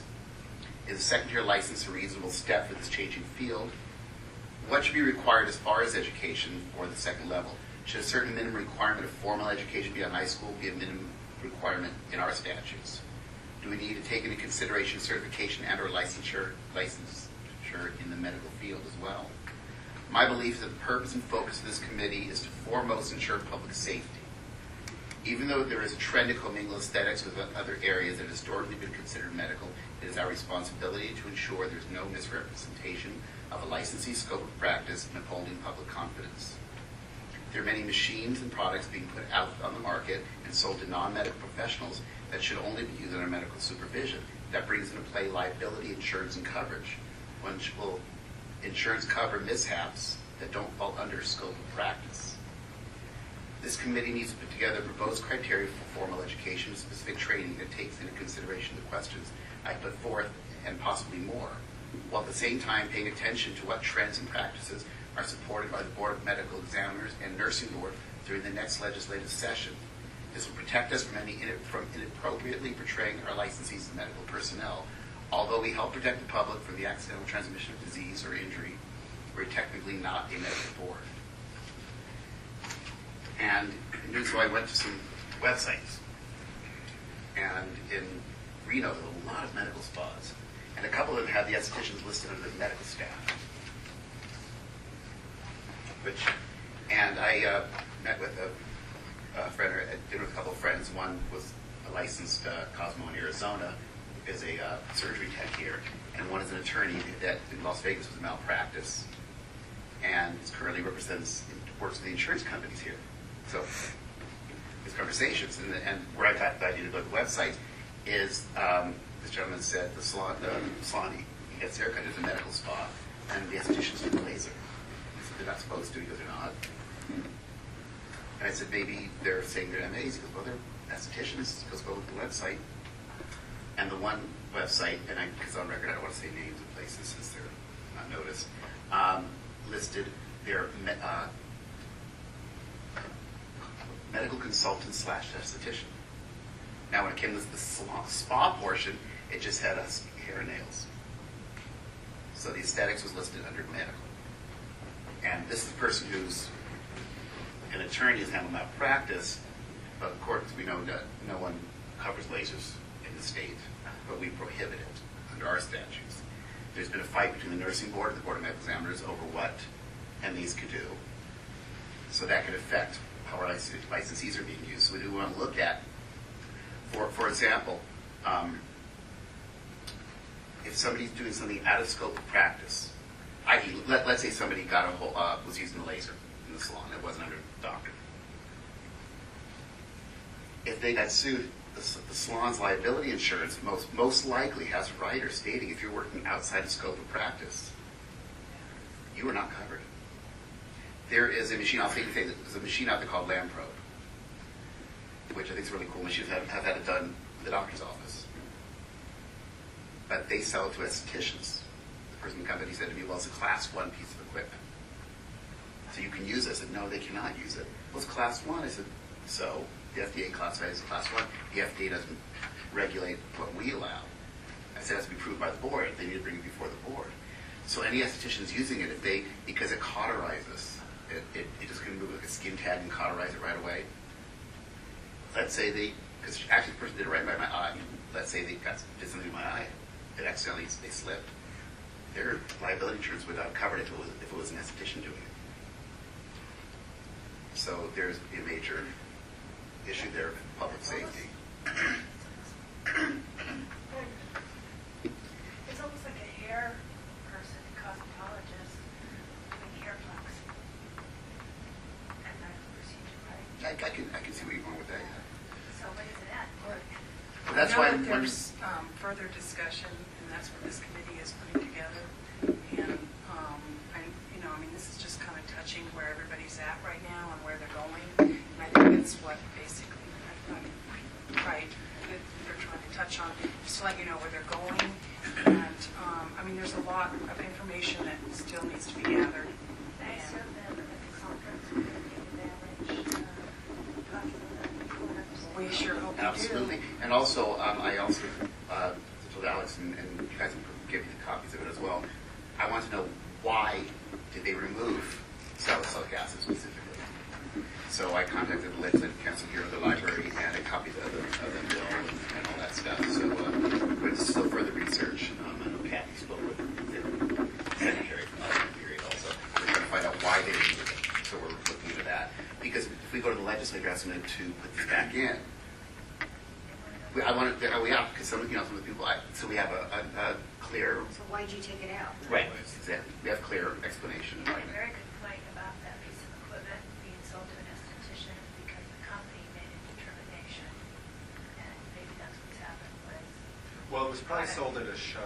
Well, yes, they're selling it at the shows. Yeah, because, I mean, that's... Right, so the vendor has made the determination you should have this, and it hasn't come before it's been endorsed. I have one quick question. What about getting this committee together with a medical committee, and you guys kind of, Well, we actually, because there should be some interaction. That's what's in our Oh, sorry, guys. we wanted to get where You we wanted to didn't say that. well, we wanted to get our focus so we Okay. know our conversation before we sit with the board of medical examiners, or because right now they're having some issues right now, and the nursing board's fighting because they don't want MAs doing a lot of things they do, and I'm just bothered, when I look at a couple of the websites, and one of them, the requirements for the esthetician is that they're certified, have certification in Nevada, and under hair they have to be licensed in Nevada. I'm thinking, well, There's a mistake. If you don't mind, I've been tracking the legislation with the Board of Medical Examiners and the Nursing Board. And the first pass of the doctors that sent forward was totally rejected by the LCD as not congruent with other laws. What's the LCD? I'm sorry. That's the Legislative Council Bureau, which is basically the legal arm. It's the legal arm and the administration arm of the legislature. So that's the legal officers who tax themselves with things and research that kind of thing. And then they tell you what's legal, what's not, and how the wording can be. And they rejected the first pass with the regulations on MAs because they're not consistent at all. And they've done a repass, and they just went back. The Board of Medical Examiners has gone back through the health division, the health committee rather, of the legislature, recommending a second pass of regulations. And that was iffy discussion. It's still there, but there's going to be a lot of dialogue in the legislature because they're still avoiding the basic issue of what the heck is an MA and how much education do they really have to have, and what's the difference between an MA that works for an ophthalmologist, an MA that works for a cosmetic surgeon or a real MD, or what they use in a medical spa where the doctor has 6 of them and only can be in one place. And so there's definition of what's direct supervision, what isn't. And they're fairly loose on the definition. It's embarrassing. One of the rules of thumb that's not printed but is used and has been admitted to is 30 minutes or 30 miles, and that's considered direct supervision. They're trying to change that now in the metropolitan areas. But in the rural areas, they still want this 30-mile, 30-minute by telephone under direct supervision, which is somewhat of concern to some legislators. So there's a lot of dialogue going on. The issue here with 470 is the concern is it was only put in 1987, which in modern era, that's like an eternity ago. In legislative era, that's like 10 sessions ago. The issue is we need to make sure we know what we're doing, why it was taken out in the first place, what was the rationale behind all of that. So that can be taken into consideration in the information gathering. So the effort right now in the first 3 meetings is gather. So we're getting personal opinions from each of the committee members of what they see the committee doing. The second part is what states are already doing it in some form or another. What's the trends that we're seeing because certain nonprofit associations are pushing it for whatever rationale they have. And then there's a lot of other information about what's going on in Nevada that we have to really understand before that committee comes together with some strong recommendations. As I was telling Sarah, as we get to that point, when we start to talk about recommendations, that may be a reason for having the legal advisory discussions. Be sure we're not crossing the wrong bridges by accident, that sort of thing. So this is a very early stage of this investigation. The concern I have with this particular item being brought to the agenda, and this is my opinion, nobody else, I'm just a coordinator of the team, subcommittee, I serve as staff support, is that it seemed to me that was part of the major discussion. And so I was a little concerned about what the board was going to do at this meeting. What's the intent of this? So I gave you what was given to me to give to you discussion. So I'm not sure what we're supposed to be doing today, other than refer it or whatever. Well, I do see that the committee, as everybody can see, the committee has a challenge before them. They've got a lot, and they've really stepped up, and they're looking at all the aspects in every area of this, and I'm excited for them because it's going to break new grounds. And but knowing the history and knowing where we want to go with this is a big part of it. There's another part that we need to be very careful of. Nevada is not as sophisticated as some configurations of how different boards and commissions take their role. In other words, there's gaps, a lot of gaps in between stuff. That's been a problem for a long time. We've been talking about. I came in 2006 and I saw it immediately. We started dialogue with the board of medical examiners, the pharmacy board, podiatry board, to start seeing the podiatry board, believe it or not, has pedicure operations next door, and they weren't licensed by us, and they weren't supervised by them. They weren't under prescription, so obviously there was a connection in my head. So we've been able to make contact, but it's really a confused issue right now. It's not well orchestrated. It's not clear cut by law. There's a lot of maneuvering that's going to go on in politics as to who thinks somebody's stepping on their toes. So we want to be very careful that we're seen as helpful Harrys and Harriets trying to do the right thing, garnering all the information, so when we do take a position, it's well crafted, it's well supported, and it's got a logic pattern behind it that makes sense. And it's obviously legal when we make a move, because we're going to be stepping out of the current scope into another scope, which is in competition with other lawful professions. So we have to figure out how we're going to play all that. So that's all part of the subcommittee's recommendation development process. I see it as a couple-of-year process of gathering, craft, figuring out where we stand with others, maybe then bringing in the different boards to start to negotiate. Where do we want to be? Where should we go? what's acceptable to you, what kind of equipment should we be allowing, how do we test that they're trained properly, how many hours of education needs to be in place. The 900-hour adjustment was really the board's request last time when we put it through. That is a NRS change, and that's where the changes have to come from, the authority for all that. And what that really was, the three issues that were brought before the board that I clearly heard very early on, is there wasn't enough training for the people coming out of school to recognize what the laws are and then comply with them. That was the first one. Second one was we were very concerned, and I was somewhat influential on the fact that infection control is a critical matter in our profession. And we needed to make sure that the candidates coming out of school knew that. And the third was there wasn't enough hours to teach what was already in the curriculum. So we installed extra hours to do that. Anything above that now, what Mr. Leader and the other committee members are talking about, will require another lift in that, and that's going to come with debate at the legislature. And they weren't real excited about the extra hours to start with, but they bought into the fact that it was helping people stay safe. This one is going to be a new level of dialogue, so it's going to be a lot more complex. And also, I also thought about, and I think you might appreciate this, currently the cosmetologist can do the same thing the esthetician could do. Now, the esthetician has 900 hours of just aesthetics, so should the esthetician be qualified to do a little bit more stuff? And under the cosmetology license, you can do basic facial, blah, blah, blah, blah, in addition to the second tier. So there's a lot of things that we have to look at, because it's getting, no, not add more hours. The second tier would be more hours. The Cosmos do that, they have to have a second. Well, no, this Cosmos would not, they have to take more hours in order to do the second It's really tier. hard to regulate that. Well, even I was suggesting is there's not even reciprocity for second tier. If you're an esthetician out of state, you've got to take a certain number of additional hours. Same with Cosmo in order to get that second tier licensing. But let me say, for example, let's say that like the salicylic acid was still in there. Should a regular Cosmo, they haven't been trained in it, do it where that's something that people went to advanced courses, like you go to advanced courses and they might, show stuff that some states allow, maybe the state doesn't.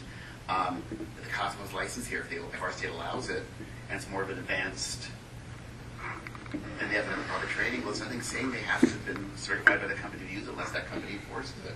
I think, okay, I would say that one concern I have about manufacturers controlling what training you need is they'll be self-serving. Correct. They're not interested in public safety except for a liability issue side, where we should be concerned about the safety of all of our population and not care about whether they make money or not. Judge said that's where I'm coming from with this, because the esthetician might do things that I normally don't do, but I can do it. Kind of And you know what, I think that the big problem is going to be too, having worked in the medical industry, is the MA doesn't have to have any training whatsoever. The doctors are going to be fighting you on this because they train their MAs. I mean, oh really? Well, that'll be good because it is. They can give shots, they can do whatever just from, and so it's very self-serving for the doctors because they can get help at a much lower rate. So as you can see, the committee is digesting quite a couple of different things, and then you heard from Mr. Gimno that he does foresee this being maybe a 24-month type of project, and I guess that's my concern with NRS 644470 is that while I appreciate that it was put onto the agenda, I'm not quite sure that recommending that we don't take action on it at all, or if we don't discuss it, I just feel like we're just postponing some of the inevitable. We can go ahead and as a board make a decision that until the regulatory review process is complete and the results of that regulatory review come through as laws and administrative codes pertaining to our profession, I think we can have a policy in-house that allows for that allows for the retail sale, particularly of this particular active ingredient. We can't do it. We legally can't do it. I think that as cosmetologists, you're going to have to go through your inventory then. You're going to have to look at your inventory and see what your active ingredients are. And you're going to have to dispose of those products. Because I discussed this with actually an attorney that said products. It's kind of like the idea of a compound pharmacy. There are very few, but they're compounding ingredients. A lot of the manufacturers, they put it in such a small amount. It's like cyanide in the water. Every water test has one cyanide in it. It's allowed up to a certain point safely. But like on skin peels, which is used for a higher percentage. And when we looked at the regulatory, they actually in italic print put violation of the subsection is a misdemeanor. They clearly state, and they repeated that on there. So I'm why that. So it's in there, but they. Yeah, it states specifically stated in the law. Yeah, specifically stated that it's so. It seems to me very important to them that. So, and I want to find out why. I'm looking at NRS 644470. Where are you saying there's a note? It's right at the bottom of violation of the provisions of this section constitutes. Oh, okay. Oh, that arrow's there because it's not really a note. That's part of the law. What are you saying? Are all violations misdemeanors? Yeah, it's already. Well, I'm just wondering why they specifically put that in there. because they did. I mean, the law is done at different times, and maybe they didn't realize when the bill was written that there's other provisions that say violations of the chapter or misdemeanor. I don't know that it's a big. Well, what it comes down to is we don't have the legal right to say it's okay to use it. No. We No, can't. because the law currently says what it says, and until the NRS is amended. However, what it says is, if we were to read it all together, nothing in this chapter, I'm just going to 2, permits the local application of carbolic acid or corrosive settlements or their derivatives or compounds, salicylic acid, resortinol, or any other corrosive substance for the purpose of peeling skin. I mean, I think, yeah, I mean, if it happens to be a small ingredient in a shampoo, I don't think you're trying to peel skin, so probably, I mean, I think it seems to be that they're trying to say we don't want these things to be used to peel skin. That's correct. So if salicylic acid is an ingredient in something else, yeah, that's what I think. As a sanitizing agent. Is it in any of your facial products? Yeah. It's in all my facial products. Yeah, I mean, generally Don't go speaking. across the board and get all this on. Well, that's actually not what our DAG just said. I know. Ms. Bradley just reiterated that if you're using the ingredient for the purpose of peeling the skin, it's different than the active ingredient being used for the benefit of the product, the emulsion within the follicle to cleanse through the follicle. So it's in the application. The retail purchase of that active ingredient would be different than the professional using the active ingredient for a particular treatment protocol. If I heard you correctly. That sounds right. I think so. I mean, I think if it's in something, for example, I have facial cleansers that I know have salicylic acid. I'm not peeling my skin, I'm washing my face, but I mean, I know for a lot of things, like especially targeted for acne or whatever, they'll have that in there. I would guess this might be the same with some of your products. They're there to help clean or whatever. I think it depends on the purpose. So it's what currently is not allowed is using any of those things, including that acid, for the purpose of peeling the skin. And then it also says, implantation of permanent pigment is also prohibited. But I think so I guess it depends on the purpose of the products that you're using. And it does say, you're right, the misdemeanor thing later, NRS 644480, I think it's just, that statute was last amended in 1967, and then this other one was 1987. I don't know. Sometimes they kind of duplicate that. I wouldn't say that it's a special reason that the legislature wants you to know that you're going to, it's a misdemeanor. I think it's, because everything, any violation of the chapter is a misdemeanor. The chapter itself is all misdemeanors. We don't use it that way, but we handle everything administratively. That's why I've never really been frightened of, if we go to the higher levels to go to district court, we already have a misdemeanor per se. My sense is when I talk to LCD attorneys, they say usually they put that as a reminder on the ones that they think need to be reminded.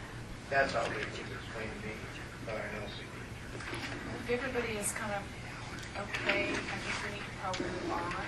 Well, we've got to resolve what Mr. Lear has asked, why we put on the full bond agenda today. So we can make it. Well, for me, more importantly, is it's just part of both the aesthetics review curriculum committee that this particular subject is going to be rolled into that, but then it also should be part of regulatory review. So the two will kind of happen simultaneously as regulatory review happens. Let's define the regulatory review includes regulations under the authority of the NRS. NRS is a separate process that we'll go through. We have to go through now because the governor's office is so loaded with bill draft requests. They have 150, they're only allowed 100. And they think they're going to get as money as 200 once the governor puts all of his in there. So we have no chance to get through that system. So I've opted now to go through a legislator. So we'll try to identify a legislator. We want the process of beginning to put together all the NRSs that we think we can come to the board and say, do you want us to push this through as a new NRS changes? We don't have to go through the same kind of hearing process the regulatory review does, which is even more in depth. Yeah. But that's an issue. I think that my personal opinion is that 470 needs to be inculcated into the subcommittee and a clear decision by the board made as to what we're going to do with it. Because I agree with what Sarah, when she reads it, it can be in all these little products because it's so minute it doesn't bother anything. For the purpose of peeling skin, it is considered a heavyweight when you use it. And the board in 1970 or 87 clearly did not want it in there. It was a very strong statement. I don't know what the research looked like underneath it, but there was a strong reaction to that. When you talk to some of the players, it might have been more in that dialogue. That's why I think it's important for us to have the argument for and against. That's why the legislature, to get it turned over, we have to know all the negatives, why they took out in the first place, so we could argue, say, hey, this. Well, for me personally, as the aesthetics representative, it's very reassuring to hear the Deputy Attorney General indicate that the purpose of NRS 644470 is for the purpose of peeling the skin, that ingredient. And that if the purpose is not to peel the skin, then the active ingredient could be present in a retail product. And so that's, I guess, why I wanted to see that on the board. Were you concerned you couldn't sell the product in this long word violation? I wanted to have it clarified. Yeah, I think that's clear, Mr. Davis. That was clear when I read it. That's what it meant. And so the higher percentage stuff is where doctors need to be careful because they get into the lower, second layer of the blow when they're peeling. Okay. So thank you for It's okay to put it in the subcommittee and we'll keep discussing. Yeah. Very good work. Okay, moving on to item 11. You had a question? Well, I'm sorry to, just thinking, in certain processes that we even do this one now, that we're using for resurfacing the skin, there are different acids that you use, but they're under certain percentages that are not, like doctors use higher percentages, and they sell to estheticians at lower percentages. So that's an ongoing practice in a lot of salons. I know it's in my salon. It sounds like you're cleaning the skin with those products. That's it's resurfacing, and it's not peeling. You're Or cleaning. Cleaning the skin is what I'm doing usually. CLEAN. Well, I mean, it does mention a variety of acids, but the purpose is peeling the skin. So I think if you're not peeling the skin, now I don't know what that means. It doesn't mean the skin actually. Well, there are acids that peel, but we don't do any of those. And I that think actually peel the skin off. So we Okay. don't do any of that. Yeah, and I think that's the Resurfacing point. would be peeling, I would think. I wouldn't use that word. If you Microdermabrasion. exfoliate, if you Sorry. exfoliate with your skin, you're exfoliating, it resurfaces. I And that's what I was going to say. I think exfoliating is probably fine. I mean, that's what a scrub might do. A scrub's going to exfoliate, it doesn't Dead peel. skin, not live skin. Just make it, yeah. Okay, well, just as long as I just don't want to be doing nothing wrong. It's like, oh my gosh. Especially living in such a litigious society now, people sue for everything, and if let's say somebody uses salicylic acid as a peel on somebody, their insurance is probably null and void unless they have a rider allowing them to use thing products that are not. Well, and salons aren't doing services called peels, are they? Well, they put them under the heading of peels. That's what they're called, but that doesn't mean the skin peels off. Product liability. I don't know that I would want to call it that. It was the word peel. It was a trend name. Well, this just states these products can't be used for purpose of peeling the skin. But It's actually ingredients that can't be used. Yeah. And it says any or for the other purpose corrosive of- substance. Any So I mean, corrosive if they substance. haven't named what it is, but yours is, you still can't do it. I mean, they're giving you a list of examples, and then they're saying, or any other corrosive substance for the purpose of peeling skin. I think the idea, maybe it's not true anymore, was that in a cosmetology establishment, there should not be skin being peeled, I guess. I mean, certainly, maybe they were peeling skin.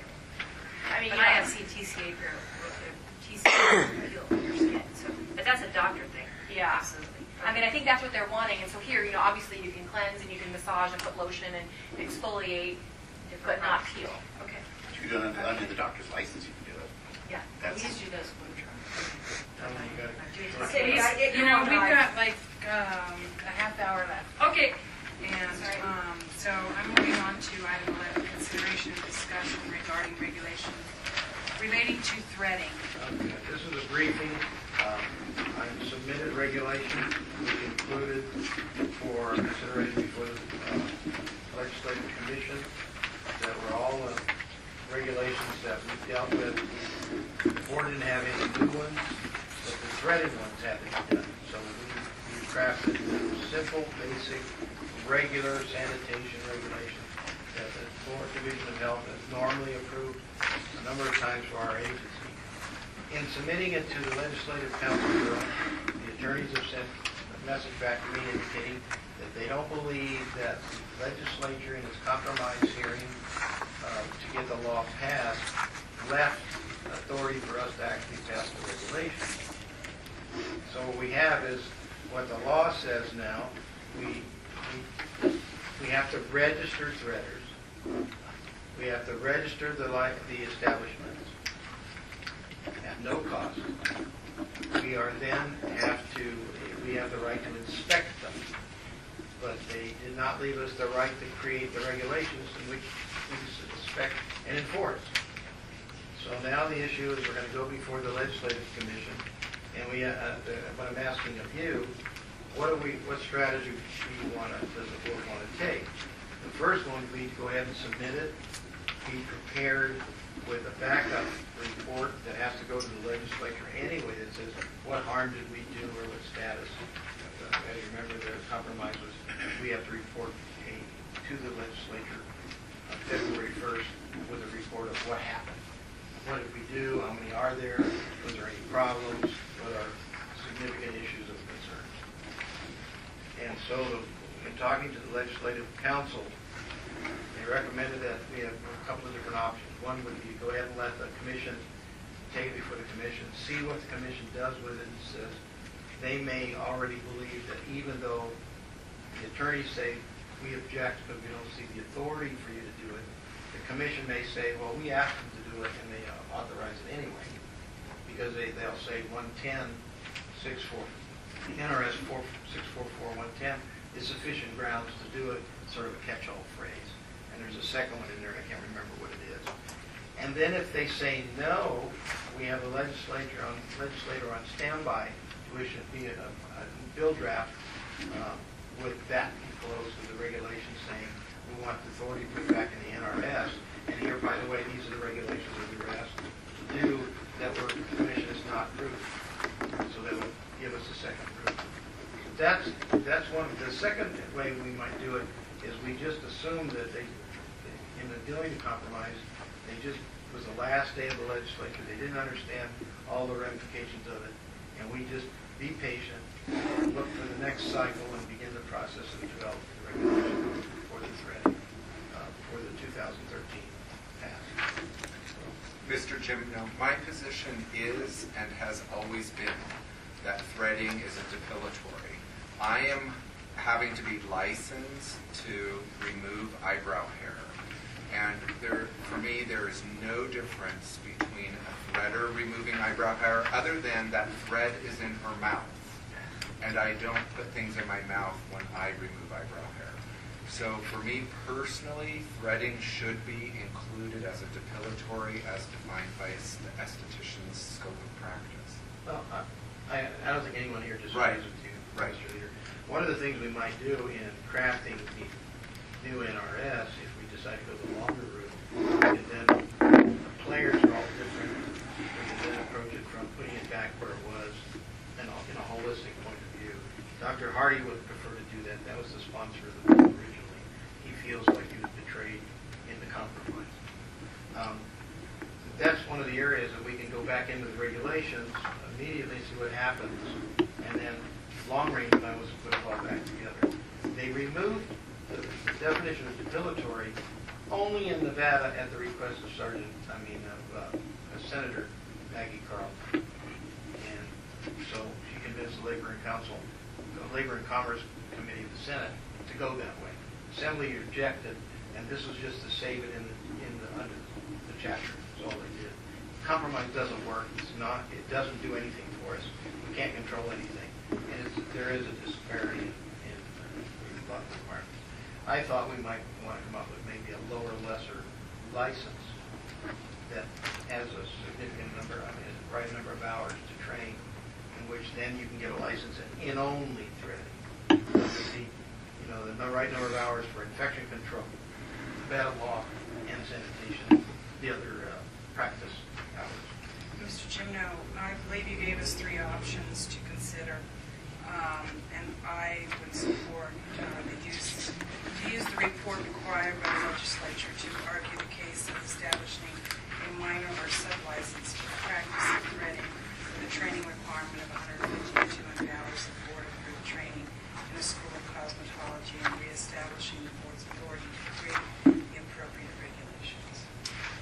And I do respect that quite a bit, Ms. Ditzler. One of the things I want to remind you is that we're already engaged in a second-tier licensing for aesthetics. And so essentially what you're kind of saying now is that there's a third tier of aesthetics. There's this kind of one where it's a cultural hair removal technique. There's another skilled level of aesthetics. And now we're considering this higher level of aesthetics. So in doing number 3, really all it's just that you're going to have to deal with it later. If threading is called what it is, which is a depilatory, it should be a licensed practice.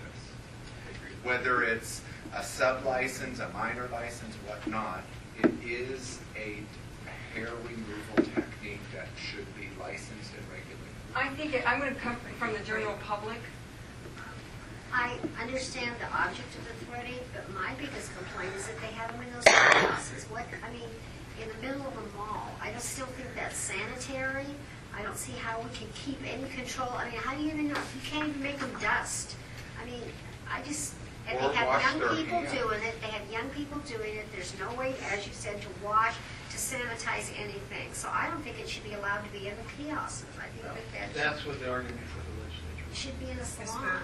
And what I wanted to say is, I think what Kathy said I agree with, because just doing the eyebrows, I don't think is an esthetician. And if they were trained and they couldn't touch any further than somebody's eyebrows, I think that's different. And I would truly look at somebody doing a waxing their eyebrows totally different. So I think that having the training, the education, so that they're sanitary would be, I would be more inclined to go along with that. I do believe that threading is more than just eyebrows. It is. It's lips. You can facial, thread any it's hair. all facial on your hair. lips. So you can thread a bikini line, Yeah, you can you can thread an do underarm. arms. I have a question. Wait. How can you, is it an oxymoron to say that they're going to have sanitation, but yet the thread's in their mouth? Well, there's another technique around the neck. It's around the neck.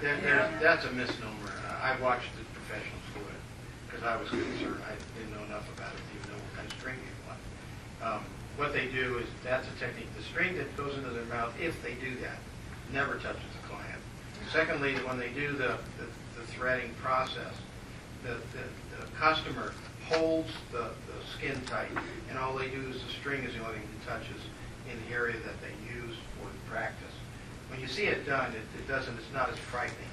The problem we have is you can't force them to use the string once, because there's no regulation on it. You can't force them to wash their hands between clients, because there's no regulation on it. You can't. We have to leave them in the kiosk and standalone enclosed establishments, because there's no regulations to stop them. We have to allow it. So the issue for me was, what's the minimum level to make sure that we still have some semblance of control? A minor license with, say, 50 hours of sanitation and all the regular training for that, and the Nevada laws that relate to their operation, and 150 hours or 100 hours of practice. So the professionals tell me this, it takes about that long for them to get good enough not to hurt the person. I say real quick, real quick on this. Is that because of the advertising popularity of threading, a lot of estheticians have been going and learning to do it. So I really feel in a few more years, those kiosks will be out, because people will say, hey, we're a licensed esthetician, we're doing it here in the spa. Yeah. And we're guaranteed sanitation. So I have a feeling. My thought is, a lot of these kiosks are not owned by just one person. Some of them are owned by corporations.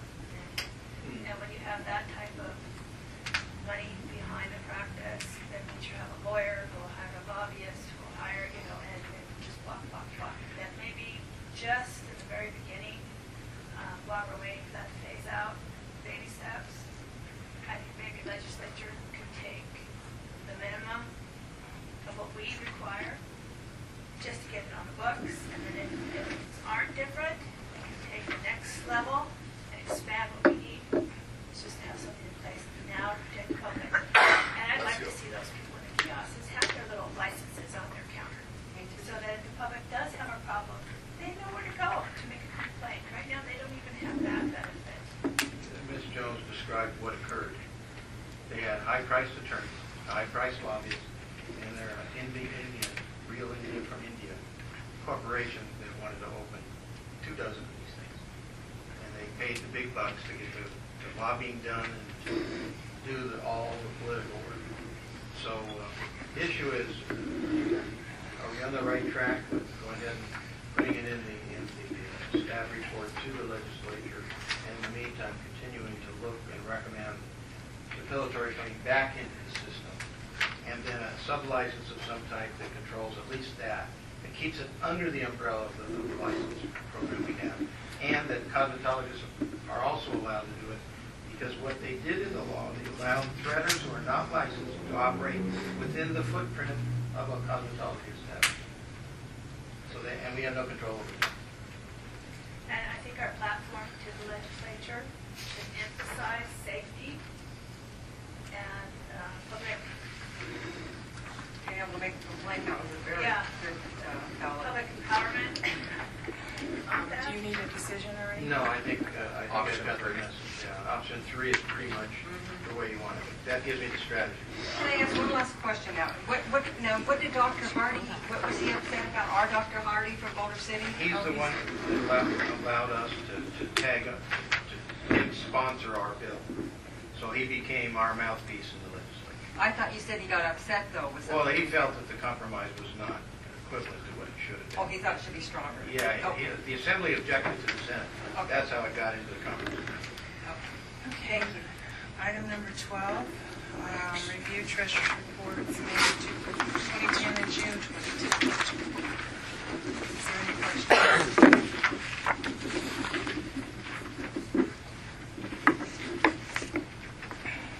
I had just a couple of questions, and I mentioned my concerns to Ms. Blasco, and I think that she had some notes that she was going to address, and that those would answer my questions also.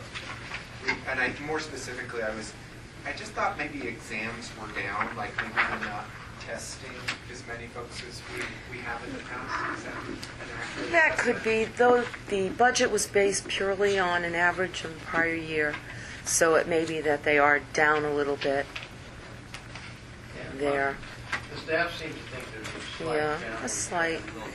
However, Yeah. we validate that when we look at the financial records of the transactions, because then the numbers and trends and perceptions come down. Okay. So that's where we're at. And then I noticed also our professional fees were down, so we kind of paid out a little less to...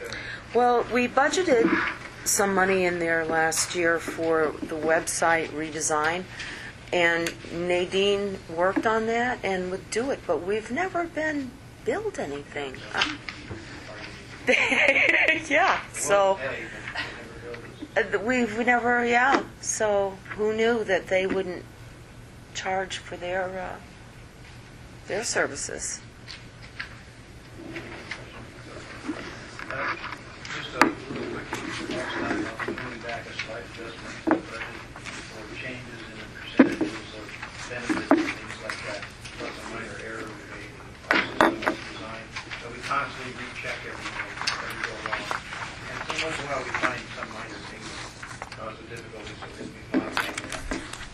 We never go to the end of the year and not have everything uncovered. Mr. Jimno, you had also mentioned once before that you were considering a fourth person in the renal office. Yes. Are you still considering? And is that kind of the reflection in the salaries being still kind of low? You're still one person Yeah, we have two off? vacancies, one down in Las Vegas where we're watching the volume flow, new configuration with Mr. Green, Inspector 2. And so Ms. Curtis and I are watching the volumes to see if we can handle it the way it is, or do we need to add that person. And up here, that takes a while to advertise and do all the things to get somebody into the office. Moving on to item 13, Executive Director's brief report for the period of May 27th, 2010. I got that. Those go on the same set. Unless you want to watch, we've got a question, I'm good. Oh, yeah. I think I write more than enough in those things. It's nice to see how well the inspection, that you're getting, moving on, getting new equipment and everything. Mr. Jimno, I did want to just go back to our meeting prior to lunch, and that I just would like to see administratively that I know we're going to be talking about being very consistent as a board on the penalty phases, but I would like licensees to be notified that we are addressing that concern as a board. Oh, well, we're going to post. Yeah, public. But what I mean to say is kind of warn our licensees that some of the areas that we do have to exercise some leniency are probably going to be areas that we examine. I'm sorry, I was just going to say, if they know the law, which they're supposed to, they would know that they're going to be fined for it. So I don't think we have to warn them of anything. We'll put it on the wouldn't website. beat 'em up. Website We might says, turn it after do you remember your responsibility for your license to be displayed? Yeah, We are enforcing. like that, a friendly. Okay, thank you. I give them a front-end notice, and then we also send little nasty grams from bids to the establishments that says, are you aware? Yeah. You know what? In that way, wait, Eric will be down, please. Could we send a reminder to the establishments? Well, that's what I'm talking Yeah, I think it's a very good idea to remind them that, because I like surprises, so I just well, it creates more work, creates more expense for us. As a reminder, because a lot of people think, just I have my license, it's posted somewhere, even though it says it in there, a friendly reminder, say it'll be costly. The mailer. I like the web. I do too. The web alert. For the whole world to see it, doesn't cost We that need to do this one at a time, so you know, Mr. Nelson is. Oh.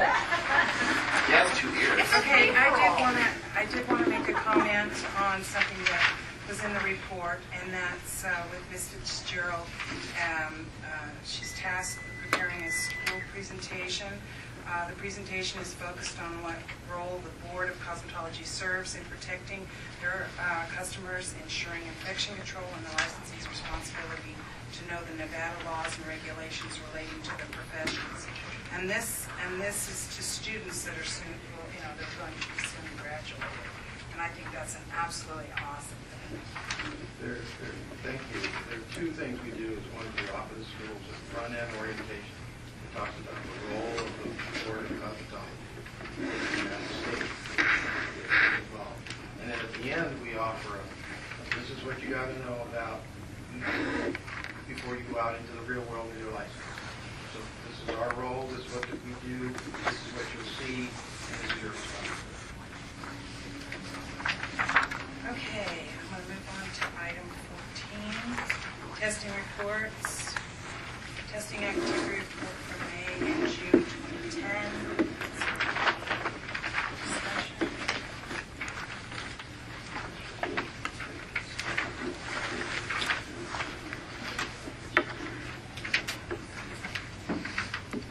None. We'll move on to item 15. Chief Inspector's Report, Inspection Unit Activity Reports for May and June 2010. Is there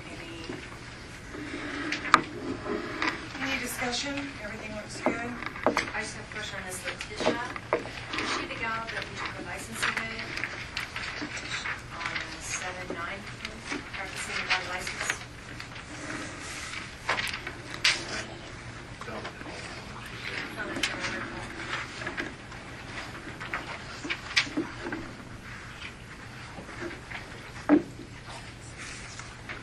Ms. Blasco, are you able to recall that at all? What's that? It's the fourth person down on the citations, June 2010.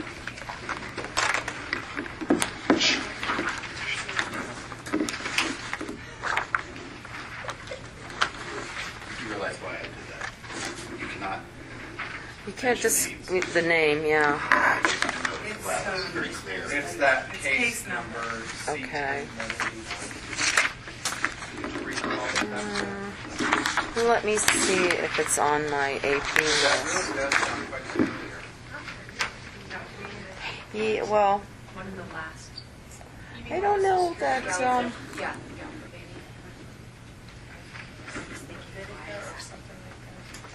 that's in June. That would have been too soon to come before us, first offense. Well, no, this would be subsequent to us. yes.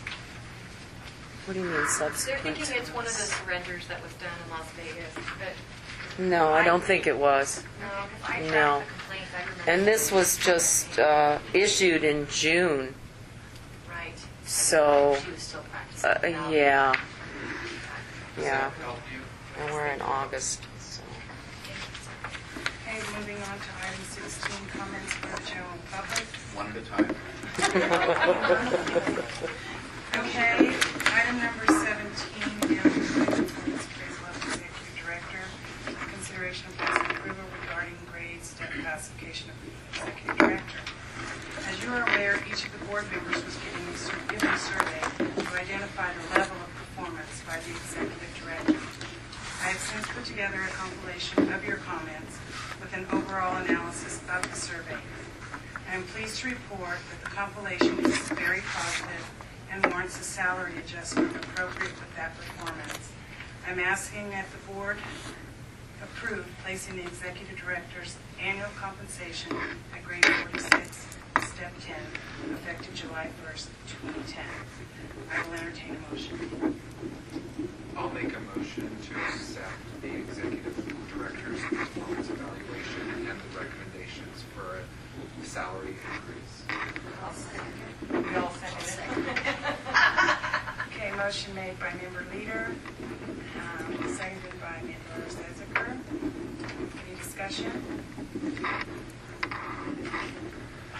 All those in favor? Aye. Any opposed? And this will be sealed in this file. So can we review those? I mean, as board members, do we review each other's? Or is there ever an opportunity to actually look at what were said or what positives were said You're more than to welcome. see if on the next. It's public. In public record. And so how is that handled? Do we, like when I'm in Vegas next time around? do I Yeah, you're just- welcome. just, Yeah, and I think you can say- look at it, obviously, what's not public is, is security number, things like that, but I think the review that you've done, you can all review. And then are we expected to review it, so when we come back around next year, that we kind of have a sense of where we were this year to where we are next year? Is that what is that expected of us, though, is what I mean to say? Okay. I think it's just how you like to. I mean, I think some board members maybe are more conscientious in that way, and others are just going to be happy with their own thoughts. I mean, usually when you're doing that, you're looking for if there was an area of concern that everybody said, you would want to maybe say, hey, we worked on this. I know for my performance review, they do goals. So there'll be goals for Sarah to complete for this year. And so maybe next year they're going to want to talk about my goals. How did I work on them? But it sounds like you didn't have any areas of concern, and it sounds like you haven't formulated anything like that goal-wise.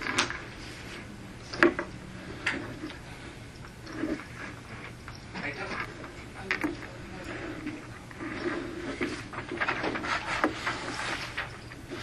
Moving on to item 18, comments by board members and future agenda items. I do have something I would like to bring before the board, something I've been working on, and I kind of wrote it down how I feel. And this year, serving as board president has been a wonderful learning experience.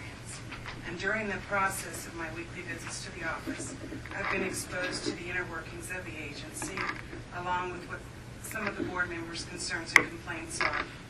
For the most part, everyone seems to be happy with the direction of the agency. I was concerned about a complaint that agenda items were being requested for and not put on future agendas. And I decided to research this concern. Each of you will get one of these. I have documented what I found. The research begins with April of 2009 to the present by reading all of the minutes, directors' reports, agendas, and summaries. After reviewing all of the information, I feel that there are no findings to substantiate the comment that items requested to be put on the agenda are not being done. Therefore, I'm asking that this matter be put to rest. I would also like to reiterate that there is an item on every agenda that states board comments and future agenda items. Please make your requests at this time so there is not any confusion as to whether it was asked for or not. I hope this answers any questions that you may have concerning this matter. So I'll give you each one of these. And then I just had a comment too, and I just want to remind folks, and I thought about this after the conversation on the threading was done, is that each hair follicle does have a blood source. So in the event of removing any hair follicle, there is a potential of blood spill. So when it does come to threading, I just, in my own mind, I want to feel very comfortable that blood spill procedures are being observed and followed by threaders. So whether that's what we call infection control, I'm not really quite sure. But the fact of the matter is that even in threading, there is the potential of blood spill. And that's my biggest concern when I don't see a sink handy, or when I just don't want, because I go down and I watch the threaders down at our own Meadowbrook Mall, and for one reason or another, I don't bring a camera, but I kind of like to bring a camera next time because I'm just not quite sure how that's being handled. Madam Chair, I can answer that. We have got good relationship with the chief epidemiologist in the state. He testified on that specific issue before the legislature, indicating that this exact same concern, and it was disregarded anyway. He clearly stated that in part of his testimony. When the next time you go down and observe, I'd be curious if you watch them when they switch paid clients, if they got to use a new, you tell they threw that string away and got a new one. Yeah. I don't even think about that. Yeah, I'm just so horrified that I have to be licensed to do Would you, it. Bob, would you take a class? I mean, because you could take a class on threading and doing. Oh, I've taken thread classes for sure. I've been trained. I took it from the gal that beat mine. Yes. Could you remind everyone, October is the month? October is the month for elections of the officers. So let's see. What officers do you have? President, vice president, and secretary. Of this group? Okay, I'm sorry, I didn't know we had those positions.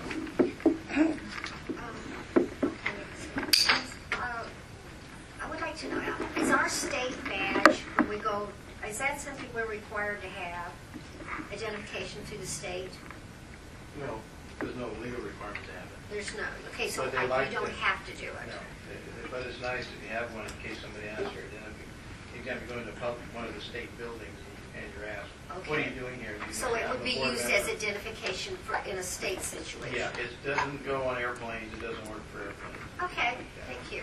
Now, Mr. Jim, no, it was required for the Sacramento conference. The conference that was in Sacramento last year, it was a They will requirement. do that for like, are you a member, Yes. a member of the board, can you show up? Okay, does everyone have one before our Seattle meeting? No? I'm not sure that it's a requirement for Seattle, Okay. but it was a If requirement. you want one of those, we have to. Who doesn't, call the you know? MD, and we have to make arrangements through the. Who doesn't have one, Jeanette? You You only don't have to do it Cookie? once, right? You don't have to do it every year. I've got mine, my old one from the first summer. All employees. It's just going to be I a have one. Jeanette? picture, Something on the agenda next name, time, is that what I was Board of supposed to do? Cosmetology. So regarding two things, one, follow through on the people that we do take the licenses away, how that all transpires, not right now. Like an update. I don't know necessarily an update, but it seems to me that we could put these fines or mandates on people all day long, but if they're not having any sort of repercussions, I just want to know how that works. And secondly, Well, I don't know that that would need to be on the agenda. You might be able to talk to some of the staff. Okay, They'd be good. able to explain more to you how that process works. all right, thank you. And then regarding citing, which I don't want to say it because I'm an owner, the owner or Cosmo staff, in addition to the person who has their license, if there's failure to be compliant in posting your license. Did we already request to have that put Yeah. on the agenda? Okay. It's on the next All right. agenda. There's three ways of getting someone to first write a letter or email to the president. Two, write it to me, we automatically go to her. And three, you bring it up so we make sure that it's clear that it's going to be on the next agenda or what agenda we want to handle. Okay. Yeah, but we put it in writing because that way we don't forget. I have one more, and I think it was very valid that was brought up, is consistency. And when we get our little package comes in here, maybe for the next couple of meetings, we could have a little sheet on the top that says consistency. So we all remember and start really focusing on being consistent, because I think it's important, huh? But because conferences will have one Signs up on the wall. I One really at a think it's time. important. One at a time. We could maybe compile a report or something. No, I just think something to remind us about consistency. Okay, I'm sure that, wait a minute, Mr. Leader has something. I just want to remind everybody of the Certified Public Official Program. I just completed the Power 2 section, and there is, this particular program was approved by our board a few sessions ago, and it's offered in two parts, and the next session is going to be November 17th. So if you're not getting this information, I would be happy to provide it to you, but it is a great program for appointed and elected officials only. Would you make sure that Yes. Mr. General gets that? Yeah, For sure. I'll just wait a copy. Why don't you Okay, do if that? there's no further business or no objections, Okay, but- the meeting will be adjourned. There being no objections, the meeting is adjourned. All right, those are the we're leaving in about 5 to 7 minutes.